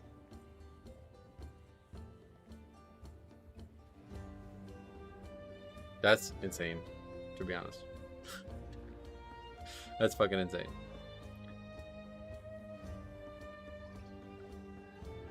$33 seconds on timer. If the healer wasn't pumping, it wouldn't have been in time. Yep. Yeah, even if he only did like 25k overall or something, you know, half the damage, we wouldn't have timed it. I'm telling you, man, Monk is, yeah, unbeatable. They're the best by a mile right now.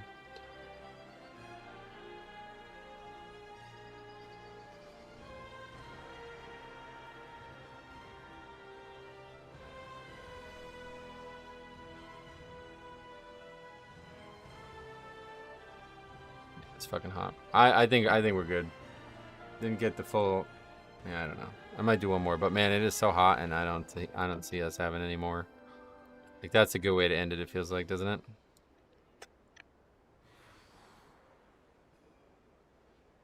Only issue for Mistweaver is healing one target bosses. So yeah. Holy Priest damage seems pretty good too, to be honest. Just never see them. Yeah, I won't be streaming tomorrow. We take tomorrow off, get videos. Next stream will be Tuesday. But yeah. Oh, you're right. It's still Disband. What the hell? Thank you. Yeah, I'm used to it. Early on in the season where Restorative was desired, the most I knew Mistweaver would take over. Yeah, it's crazy that it took this long, but well, it didn't really take that long, but it's crazy to think that anyone ever thought Mistweaver wasn't the best healer. You just put it on the disband sheet? Wait, did I really? No, I didn't. What the hell? That would have been a really weird thing to do. Oh, it does. Hey, I'm glad you brought that up, though. I just realized that Mycera's Caverns is not on there.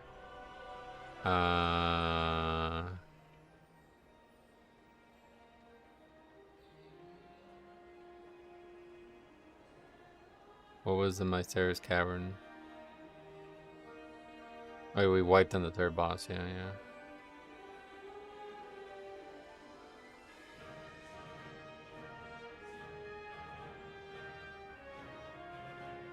Yeah, second boss, yeah.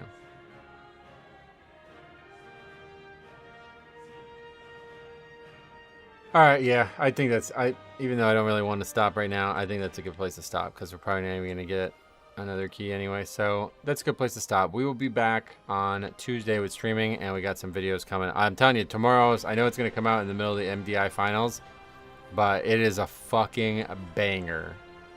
Check it out after, whenever you're free. It is going to be... Oh my god, it's one of the funniest videos. So we'll be back with some videos, but then see you on stream for Tuesday. Thanks for watching. We'll see you guys in the next one.